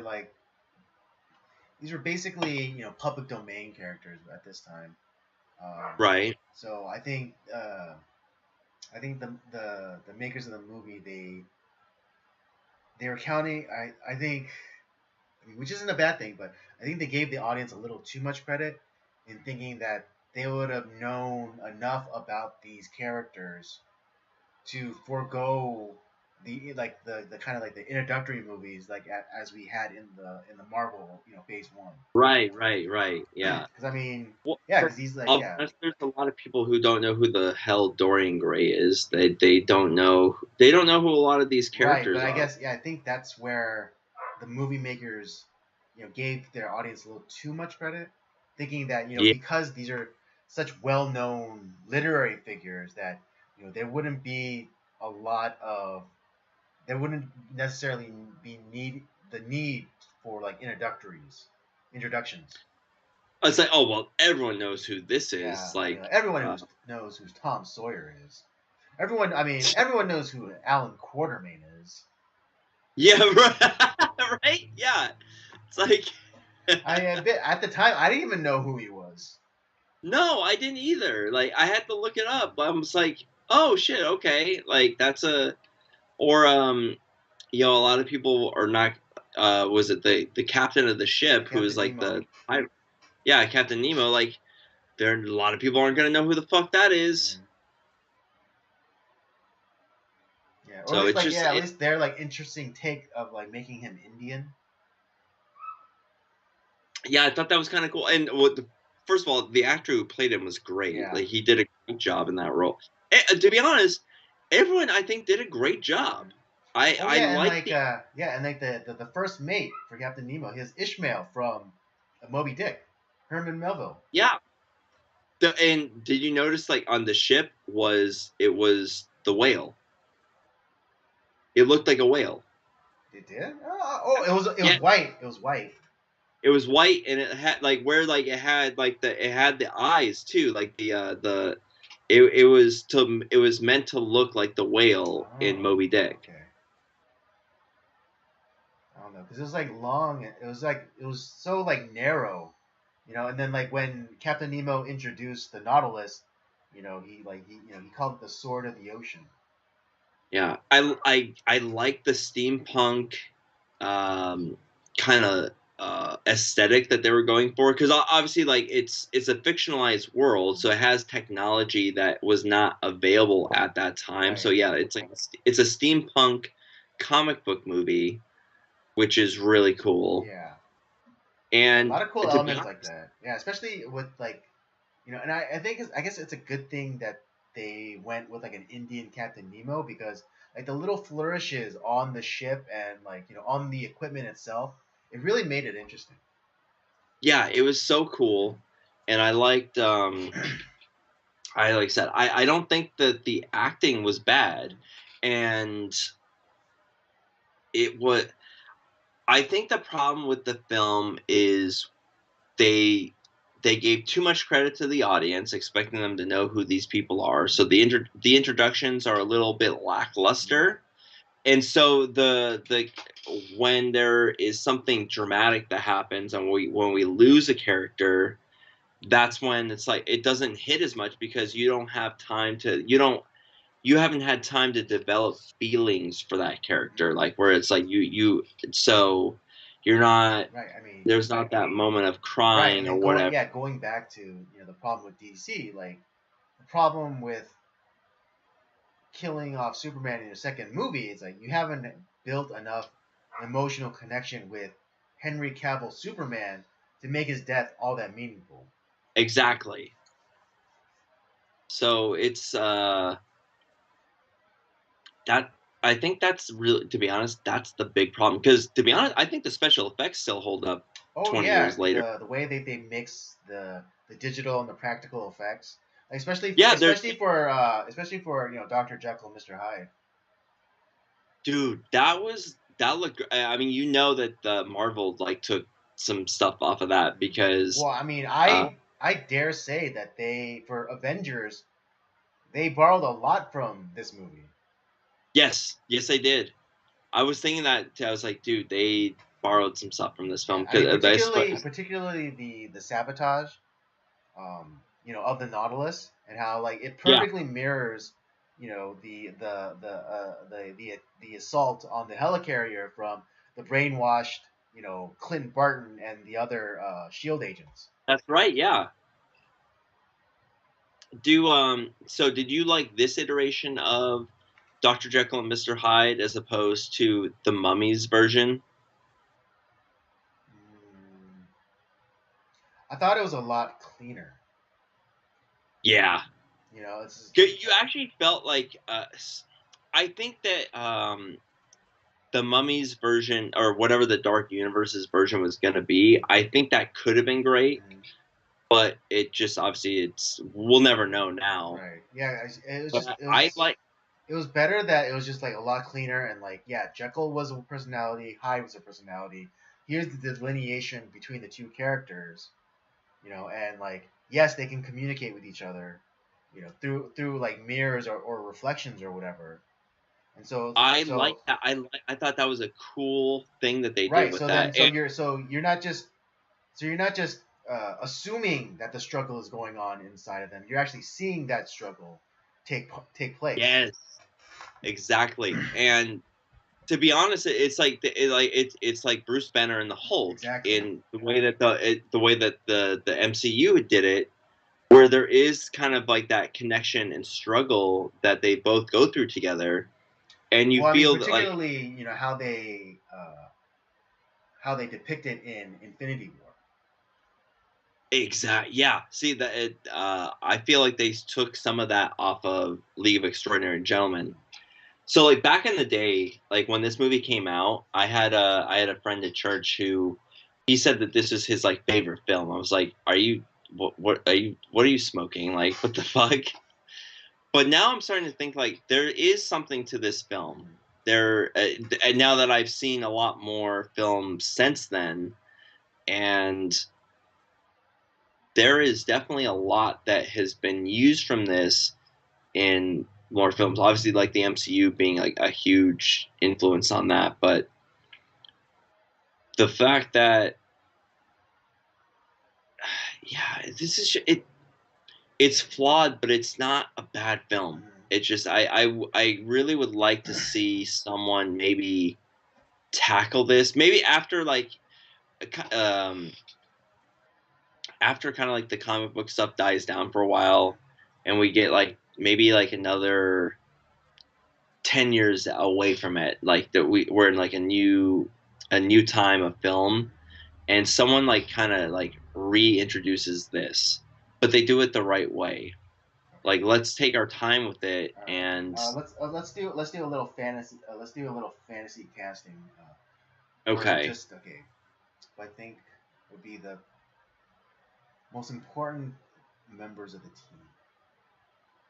Okay, let's do fan casting for Alan Quartermain, Sean Connery's character.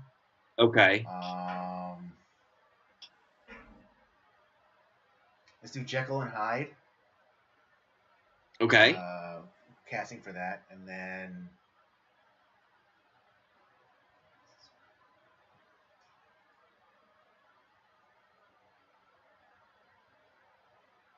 let's do Dorian Gray. okay. So, and we're talking about, are we talking about like if we were doing it today, Yeah, if you right? were casting today. Okay, I think so we're doing Alan Quartermain, Jekyll and Hyde, Dr. Jekyll, Mr. Hyde, and Dorian Gray. Mm-hmm. Um, Dorian Gray, I would say, I don't know why I think this he would work in this, but I'm gonna go with Matt Bomer for Dorian Gray, Okay, I see it. Yeah, the guy from yeah, white collar. yeah, White Collar, yeah. He because he has that aesthetic, like he is a very attractive looking guy, but he also has that what was that film with the Justin Timberlake with like the Oh yeah, yeah, out of time At a Time. He or in has like time, there's some something like that. yeah, In Time or At a Time. I think it's In Time or Yeah, something yeah, with time. yeah, yeah, yeah. It's a good movie. But like he has like a very interesting acting style, and I think would work for Dorian Gray, Mm-hmm. and especially with like the good looks and stuff. Mm-hmm. I think he would fit in that role, and he's a good actor. He's a Mm-hmm. good actor. Yeah, I know. He has like leading man looks, but he just always gets like the supporting role. I mean, Yeah, except for in white collar, except of for White course. Collar. Yeah. But in terms of like cinematic stuff, like yeah, because like he was in the remake of the Magnificent Seven. He plays the husband of that girl that goes to recruit everybody. Yes. Yes. But okay, so Matt Bomer is your Dorian Gray. That'd be who I cast as Dorian Right, right, Gray. okay. So that's your Dorian Gray. Who's your Jekyll and Hyde? Or I mean, I guess it'd be just one character because Right. with Right. CG technology these days, it's not an issue. Oh man, that's a great Although yeah, question. whatever. If I was gonna go with Jekyll and Hyde, I'm trying to think of something because you need to have somebody that has like where they can go from like 0 to 100. Mhm. Um, I'm trying to think of who could like maybe pull that off nowadays.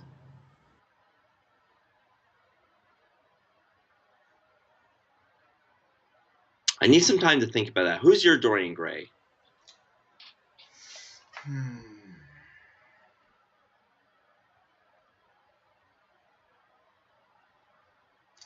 My Dorian Gray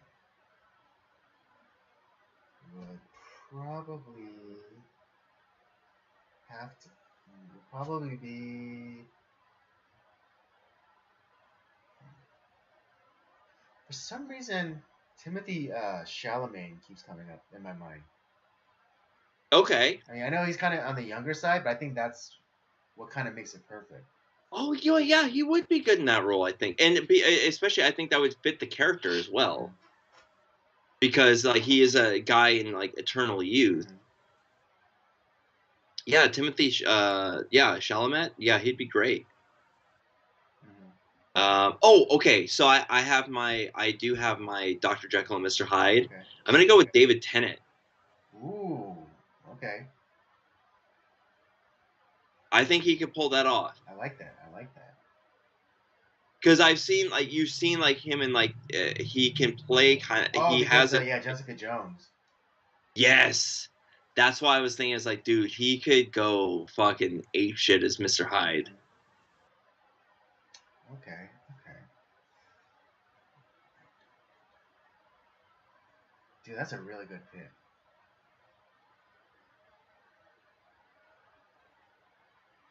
Hmm.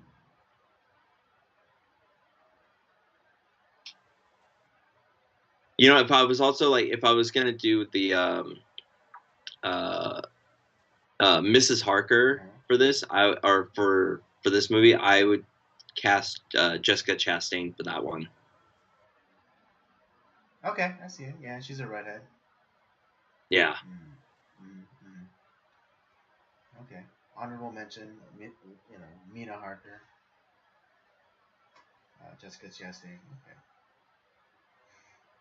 For me, Jekyll and Hyde. Hmm.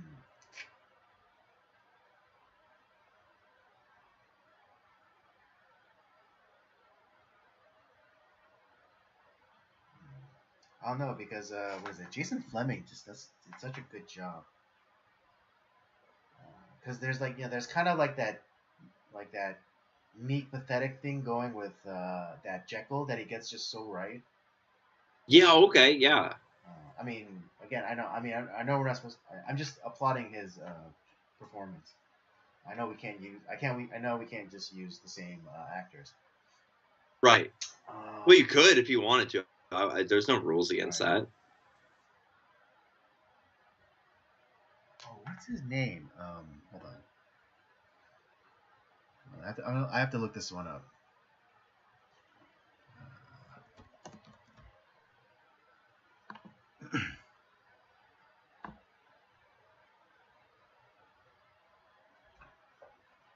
Okay.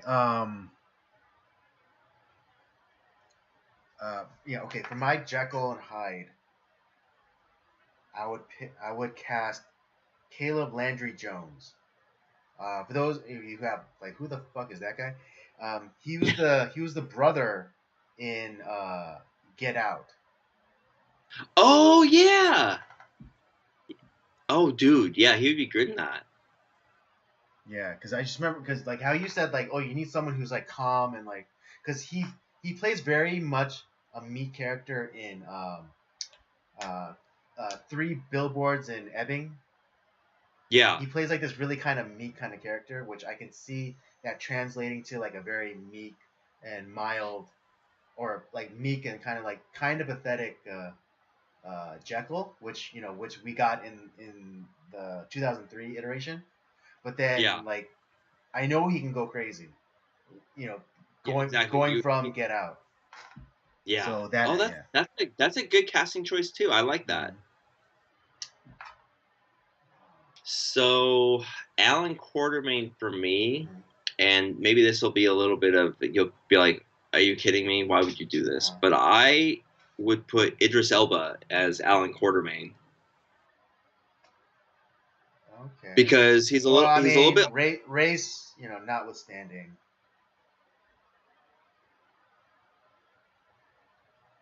I mean, I understand it, but well, because he's a little bit older, has got a little bit of salt and pepper on him. I think he has that. He can definitely have. He has a wide. He has that kind of swag to him. He can be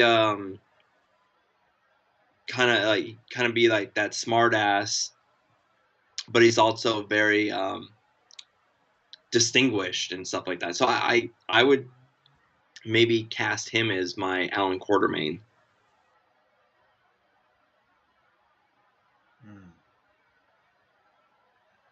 Okay. And similar to Sean Connery, he is like kind of a Shakespearean guy. He's done Shakespeare and all that stuff. So. Right. I mean, my only issue would be the race thing because Alan Quartermain is a white character. I understand. Yeah. If I was. I mean, yeah, I'm not saying like don't get me wrong, people. I'm not saying that black people can't play whatever, but because I mean, only because I was thinking of like Magnificent Seven, right? And we had Denzel play the lead in that, and that worked. Well, yeah, but they fundamentally changed the character. He wasn't just like, or at least he wasn't supposed to be like some Cajun guy. How he was supposed to be in the Chris the Cowboy. Yeah, Chris the Cowboy. You can't be a cowboy and name Chris, okay?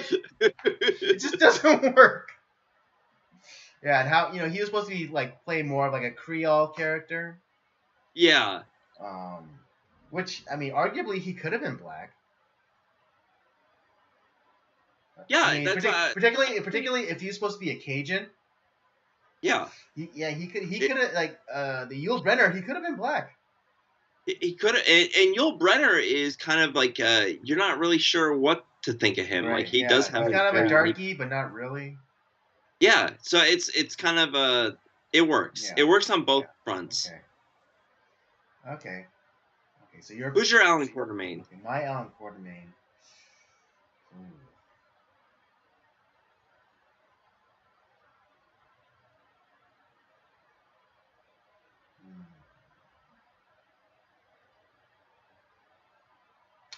Okay, do a little research again. I was also trying to think of who I would have as Tom Sawyer. I think you would want because you want kind of like a younger guy. I'm trying to think of like who is. Well, maybe not necessarily.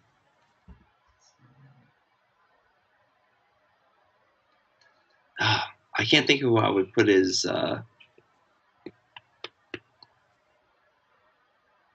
Tom Sawyer. And who would I have as the villain? That's another great one to think about.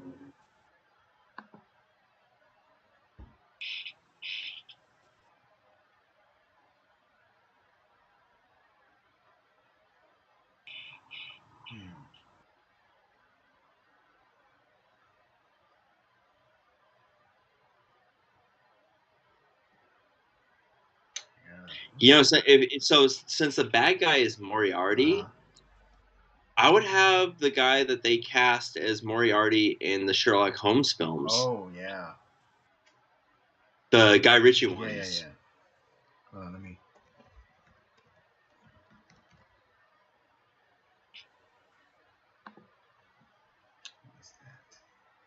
That was Jared Harris. Yeah.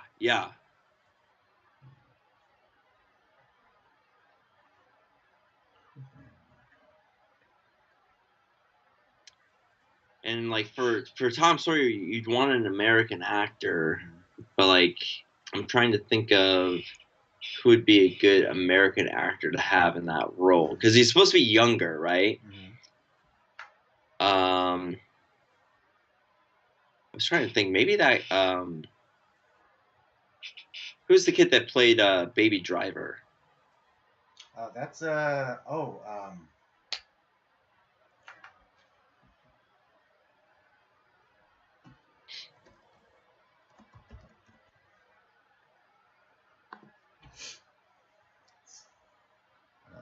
Anson Elgort.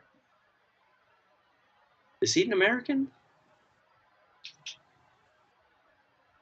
says he's an American actor, singer. Okay. Oh, yeah, I might have him in there. Oh, you know who I also thought would be a great Moriarty for this film is Sean Harris. Oh yeah. Okay. Yeah, you know what? That's what I'm gonna change that. So my Moriarty for this is gonna be Sean Harris. Okay. Yeah, for those of you who don't remember, he was the Solomon Lane character from the Mission Impossible Rogue Nation. Yeah. And subsequent Fallout. Yeah, and my so my Invisible Man though is gonna be. I would put either. You're going a little bit further than I expected, but okay, it's giving me time to think about my.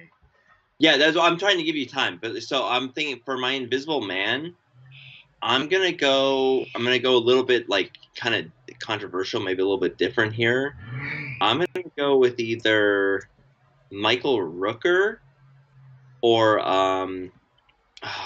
what the fuck is his name? Hold on one second. Let me look it up real quick.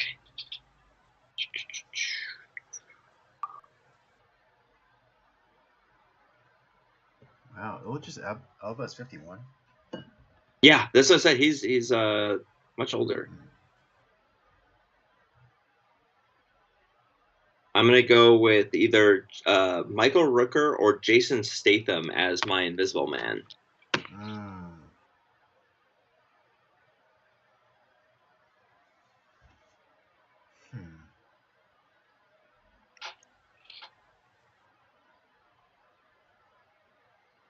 It's because you're not gonna see him a whole lot. It's the voice. You want to have a guy with a good voice. I see. Similar to how like in the Universal Monsters Invisible Man, we didn't see the character until like his death. So you're looking for the voice. Claude Rains was a great voice for the Invisible Man. So you want to have a good voice.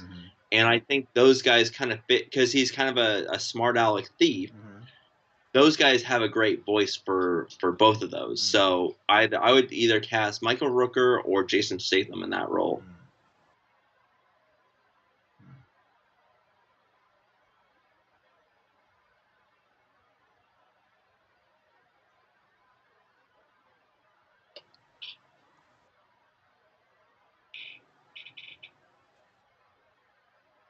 Okay, my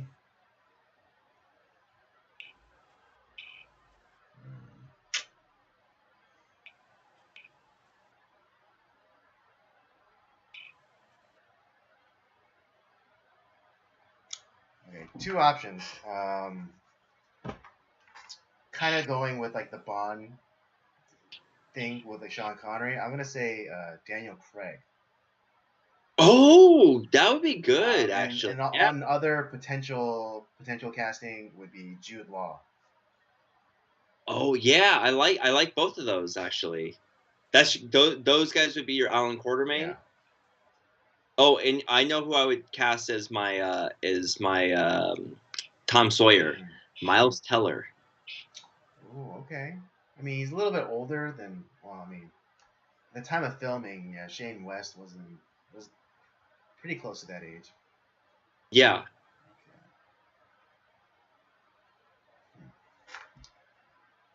So, oh yeah, but yeah, Jude Law or Daniel Craig would be great as Alan Quartermain. That'd be great. Yeah, particularly Craig. I think Craig would kill it. Yeah, particularly if we're going for like the kind of broken, kind of like in the movie where Quartermain's like this, disillusioned, national, hero type. Yeah. In that way, he's kind of like the Captain America. Yeah. Because by the Avengers movie, he's starting to become disillusioned with the kind of the system that was wrought after he went into the ice. Oh yeah. But yeah, I think both your list and my list would be both really interesting movies. Well, because you went into it. My Nina then would be.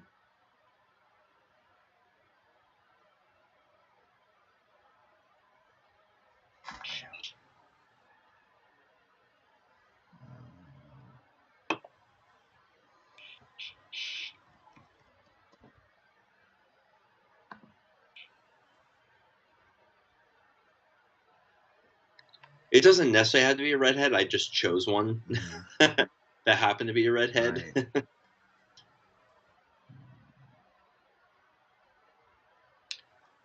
But there's a few actresses I think that would play that role really well. But I think Jessica Chastain would be kind of great for the role.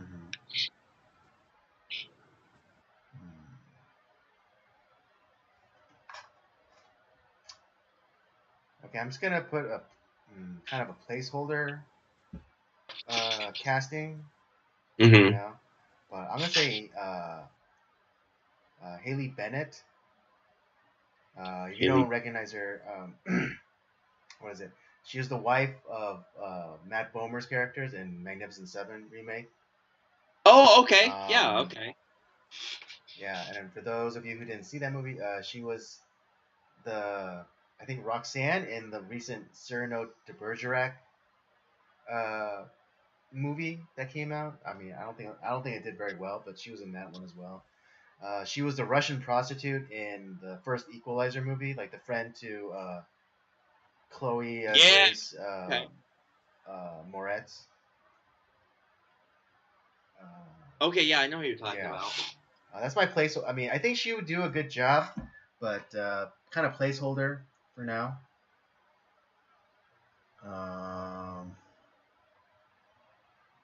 She has the fit, and she's a good actress. Yeah, and I think kind of going the routes because she's younger.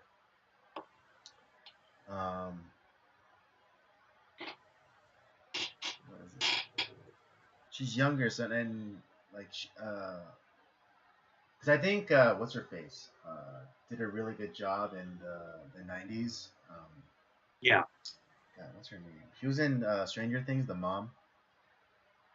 Oh, hold on a second. But like kind of like that youthfulness I'm going for. Right. Because like I mean, no shade towards Peeta Wilson, but you know she's. You're talking about Winona Ryder, yeah, Winona right? Ryder. There you go. And kind of like that young, kind of innocent, fresh look. Right. And I mean, and also she, you know, she's a natural redhead. Mm.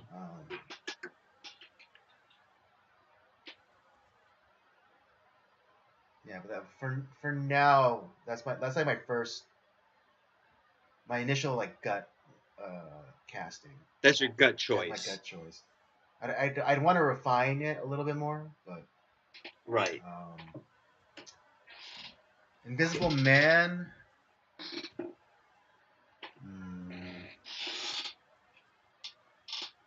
Again, yeah, we need someone with a strong voice.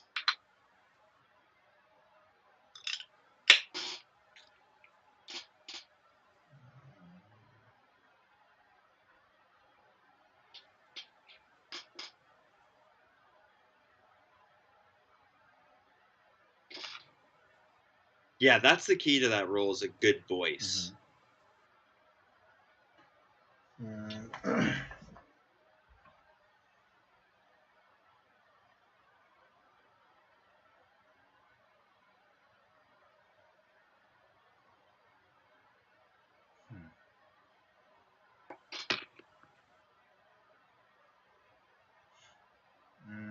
Maybe Jeremy Irons.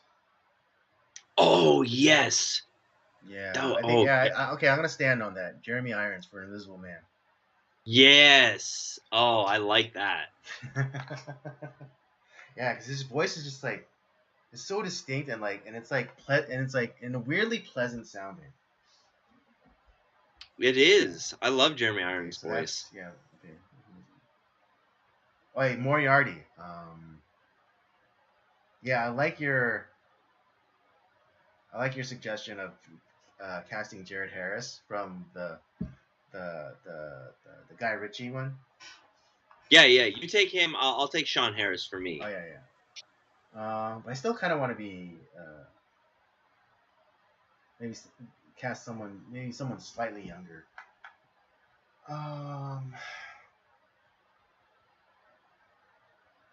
Not too much younger, but mind you, but someone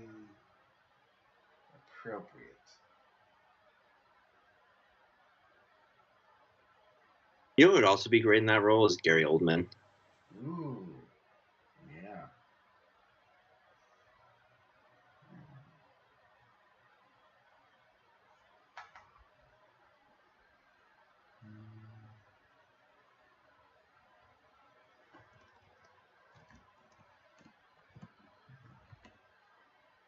Actually, he could play a great Quartermain too. Actually, now that I think about it, Gary Oldman.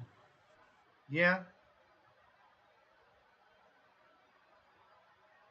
But I think I like a lot more of his villainous roles than his hero roles. Mm-hmm. He plays a great villain.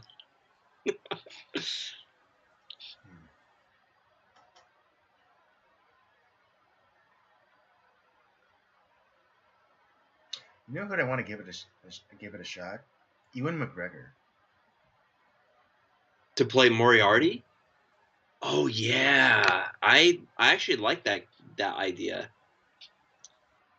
Give him some because he tends to play like the hero, do like a flip on his kind of his persona I know a little bit. Tried. Like I know he played the bad guy in that forgettable Harley Quinn movie, but actually give him some substance. Yeah. So who better than to play what better than to play the Napoleon of crime? Yeah, dude. Yeah, I think you're right. I think that would be like when we, especially like when we talked about Once Upon a Time in the West, and like when Henry Fonda was the bad guy. That was a shocking moment. I think this would be a shocking moment for people too, to see him like do a real villainous role that has some substance.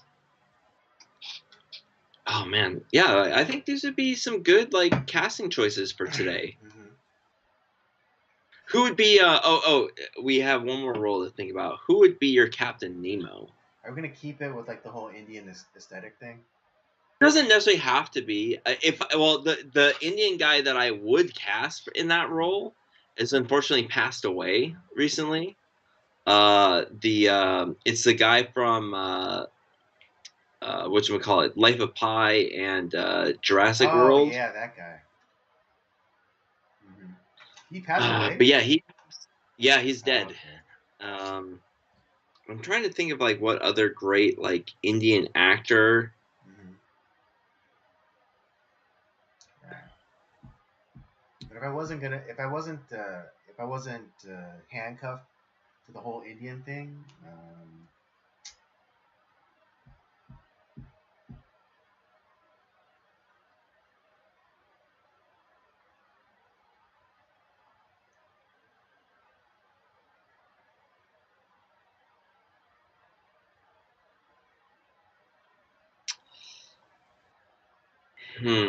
Trying to think of like who would play a great Captain Nemo. yeah.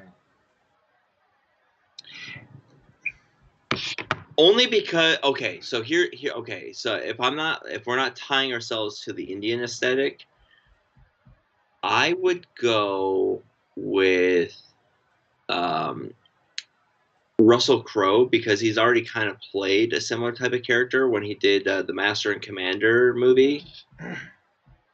I might throw him as my like salty sea captain.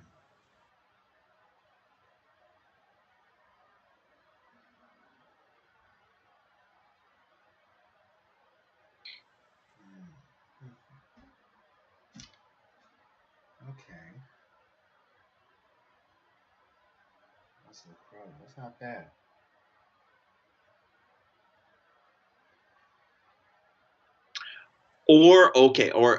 So it actually, well, and I think they both played in this film. Let me just double check. So I have potentially Russell Crowe or um,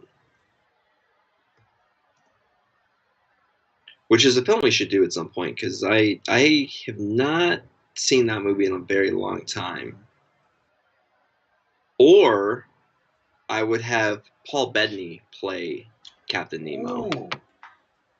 Okay. I think I might go Paul Bettany That's actually. a really good pick.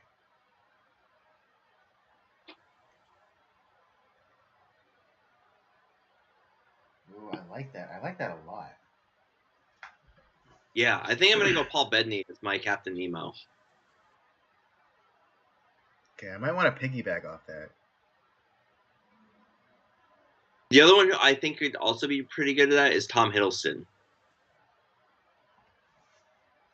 Okay.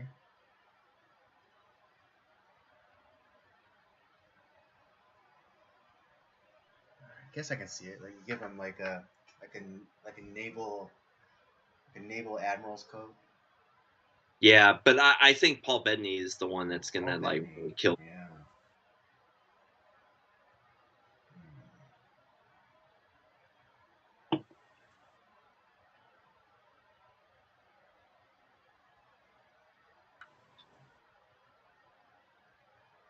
I was Yeah, thinking see, I either got a. that or Benedict Cumberbatch. Oh, that would be good too. That would be good too. Yeah, like especially like the whole like kind of British like naval admiral thing with the hat and everything. He would also be good as the villain too. Yeah, nice. Play both sides. Playing Sherlock and Moriarty. Yeah. But yeah, I guess then that would be my Moriarty. If I'm like to stand, yeah, it'd be Benedict Cumberbatch.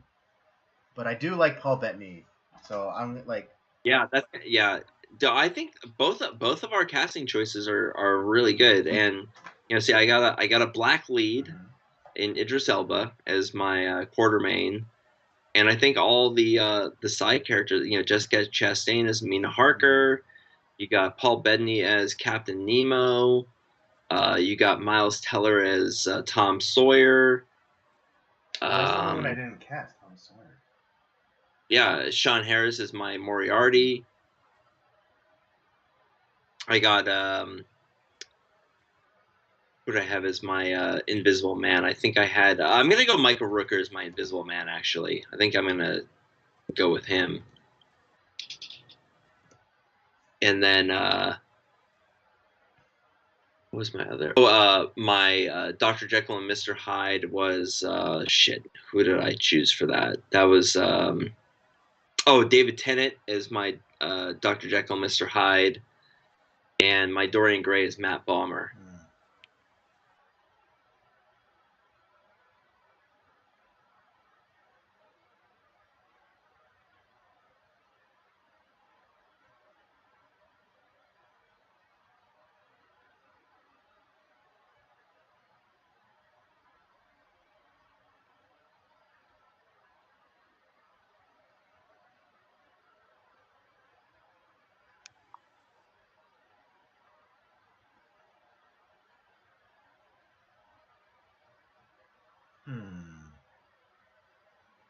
Okay.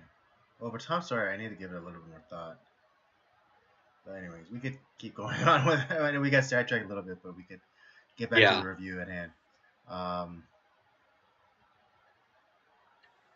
But yeah, overall, like I think this movie, I think people should revisit this movie and give it a chance. It's not.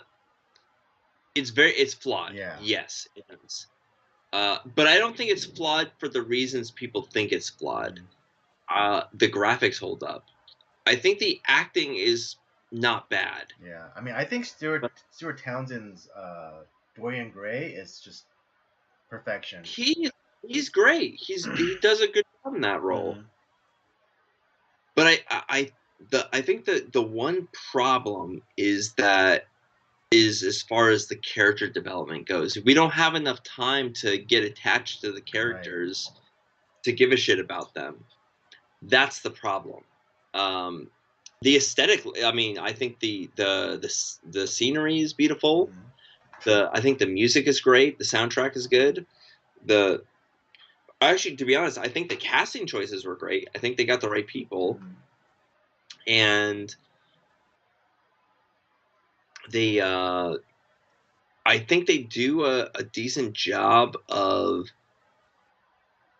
kind of at least adapting some of the material the way that they were supposed to.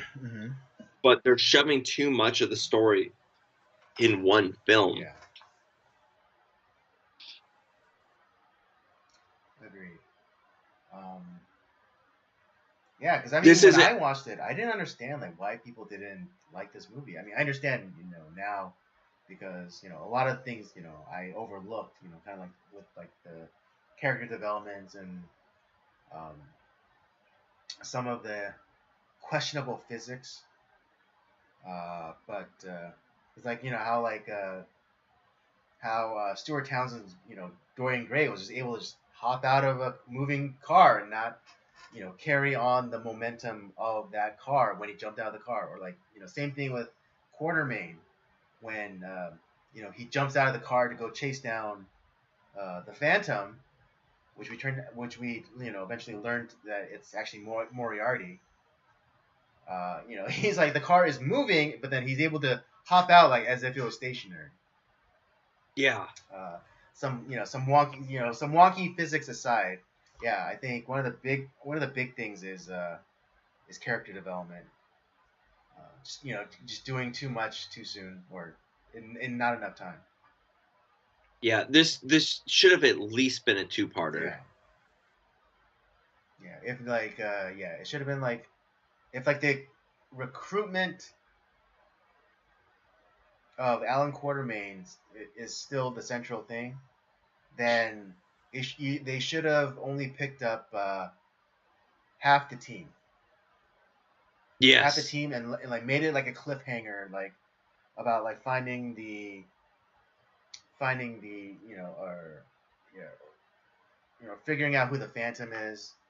That should have definitely been like a cliffhanger at the end of the movie. Bingo. Yeah, that's exactly what I was thinking. Like, as far as the first movie is assembling the crew, and then as far as finding out like the real identity of the Phantom, Mm-hmm. and realizing that it's um it's the character, yeah, it's the guy that hired them, and then it's like the rest of it is them. The second movie is them pursuing him, and then like triumphing over said character, Right. because that way that gives you a chance to develop all the Yeah, and I characters. think not having the entire team assembled would go a long way because then like let's say it's only what would it be? What would it be to make it interesting? So obviously we have a betrayal. So they think it's the Invisible Man that's betrayed them, but in reality it was Dorian Right, Gray, right, but right? So I think that's like where it's left, like where oh, we discover there's some we discover the identity of the true villain, but right, but it's I like think through a yeah, but okay. Here's who have to be on the team initially. Half the team. It should be Alan Quartermain. It should be Dorian Gray, and it should be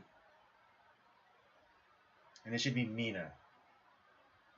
so those three. Those three initially, and then Okay, M is still helping them out, like with logistics and support. Okay, right. to keep up the facade, and then at the end, we find out that that M is Moriarty. Moriarty is the Phantom, and then uh, the I think the Venice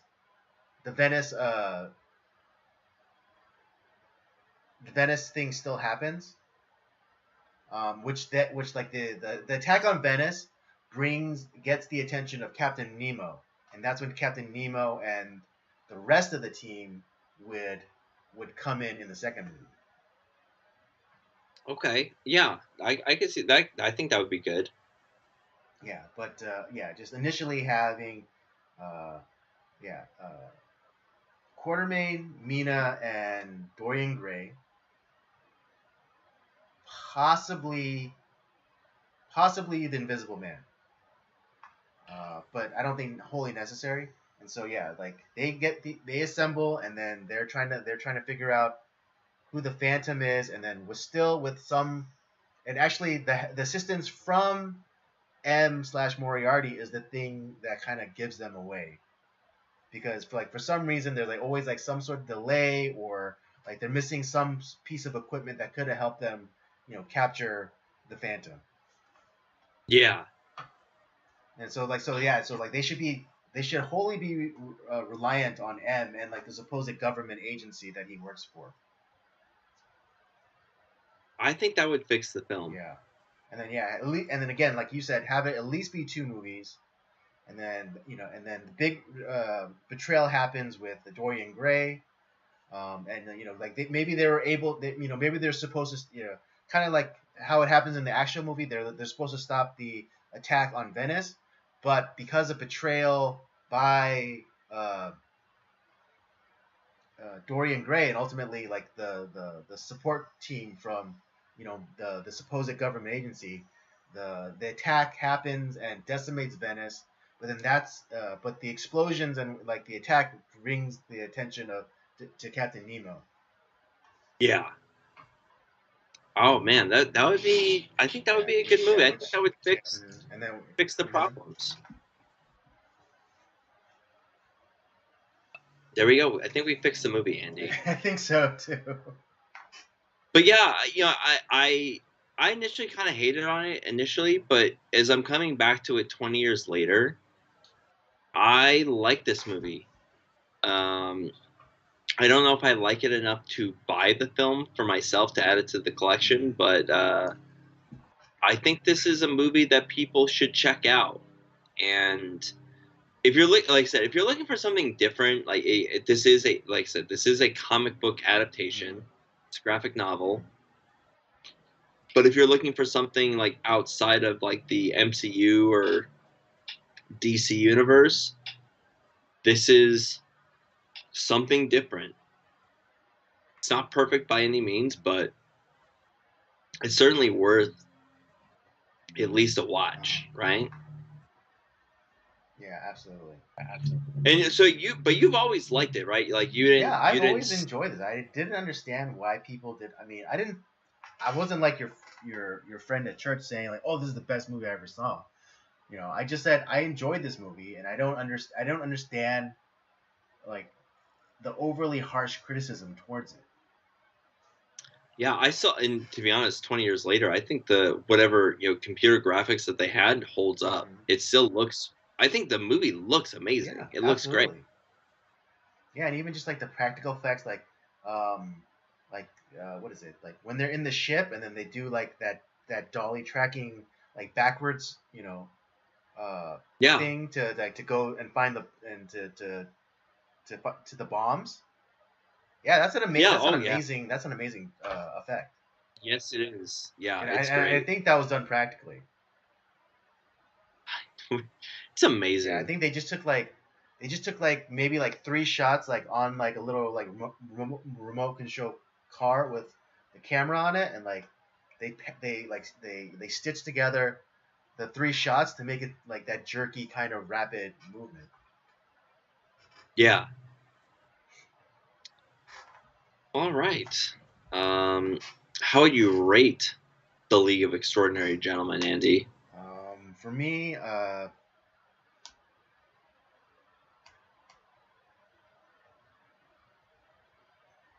For me, this is a three and a half. I'm actually, yeah, I'm gonna go 3.5 on Yeah. this. I actually really enjoyed this. Um, yeah, even despite its flaws, it's not because of who was cast. It's not because of the look. It's not because of the story. I think it's more of like just that they didn't give themselves enough. They gave the audience way too much credit, like that they didn't know that they knew like who these oh well everyone knows who like these characters are, like at least some. I mean, we all know about like the Invisible Man, we know about Dr. Jekyll and Mr. Hyde, but the idea of like Alan Quartermain or even to some degree Mina Harker, unless like you're a diehard Dracula fan, you're not gonna recognize that name. Or Dorian Gray. Who the fuck know? Most people don't know who the fuck Dorian Gray is or the story. Um, but I would say that despite it, the one big flaw is that they didn't give enough time to develop the characters so that we didn't have an attachment to these characters. That's that's the issue with the story, and I think if you had fleshed that out a little bit, maybe made this a two-part movie, it would have made made for a better time. Right, and like yeah, because you didn't like because we had no emotional investment in these characters. We didn't really care if they failed or succeeded. Yeah. I mean, Uh, given like the way it was set up, like they were the good guys, so we should have cared if they failed. Uh, right. but if that that sort of presupposition notwithstanding, like you really didn't care if they failed or succeeded because you didn't have like the emotional connection with them, and like and all like these like like the kind of like the romantic history between Dorian and Mina. It's just like it really didn't mean much because it's like we didn't see a movie of just Mina or just Dorian and like them having like their romantic interludes or whatever. So like them having it on the boat, on the submarine, it didn't make much sense, or it didn't have Yeah. like the impact that it ought to have. Yeah, it didn't have the yeah, I agree. But I'm definitely gonna come back to this again. Like this coming back to it 20 years later, I'm like, why did I like shit on this like before? This is actually this is a lot of fun. Yeah, and I mean, yeah, I think I'm gonna come down more on the 3.5 side as opposed to the 3. So I'm with you. I'm Yeah, with you on I'm this. yeah. I think 3.5 is a is that's how I really feel about it. I think it's a not perfect but fun.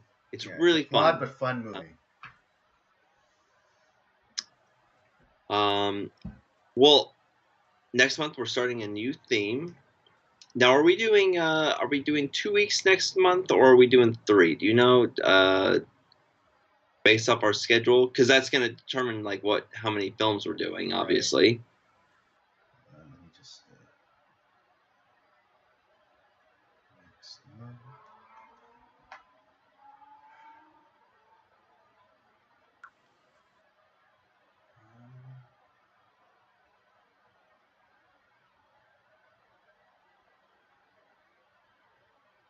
Let's do let's do 2. Let's do 2 weeks, Okay. and Okay. then So 2. Yeah, and actually, let's and I mean, we'll talk about it later. But yeah, let's just do 2 weeks in December. okay. Well, so next month is going to be our government conspiracy month. Mm. So we are going to be doing The Conversation and its silent sequel, Enemy of the State. So we're going to start off with 1974's The Conversation, directed by Francis Ford Coppola.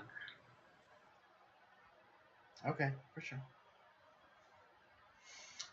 Okay, there's you have it. That's our review for the League of Extraordinary Gentlemen. Both Robert and I give this a 3.5. Get, I would just say give this movie a chance. I mean, I know it wasn't highly lauded, at the time, but I can promise you this: it's better than what people thought it was. Yes, Um, it is. It's yeah, fun. it's fun. It's flawed but fun. And if you want to see like some of like the inspiration for even like the first Avengers movie, this movie is chock full of it. Right here. Yep, right in here. So yeah, uh, so you should check it out at some point. All right, folks, that brings us to the end of our stream tonight. I hope you had a good time. I had a good time. I know Rob always has a good time. Always. Great. If you enjoy this, don't forget to check out the library of other content that we have. Episodes of Circular Jerk's main podcast, old episodes of Nocturnal Transmissions, of course, and Rob's gaming show, Up By Up Down. Don't forget to follow us on our various social media accounts, Twitter and Letterboxd at PodcastCOJ, and Instagram at Circular Jerks Podcast. And with all that said, we thank you for joining us tonight. Come back next week and we'll do it all over again. Have a good night.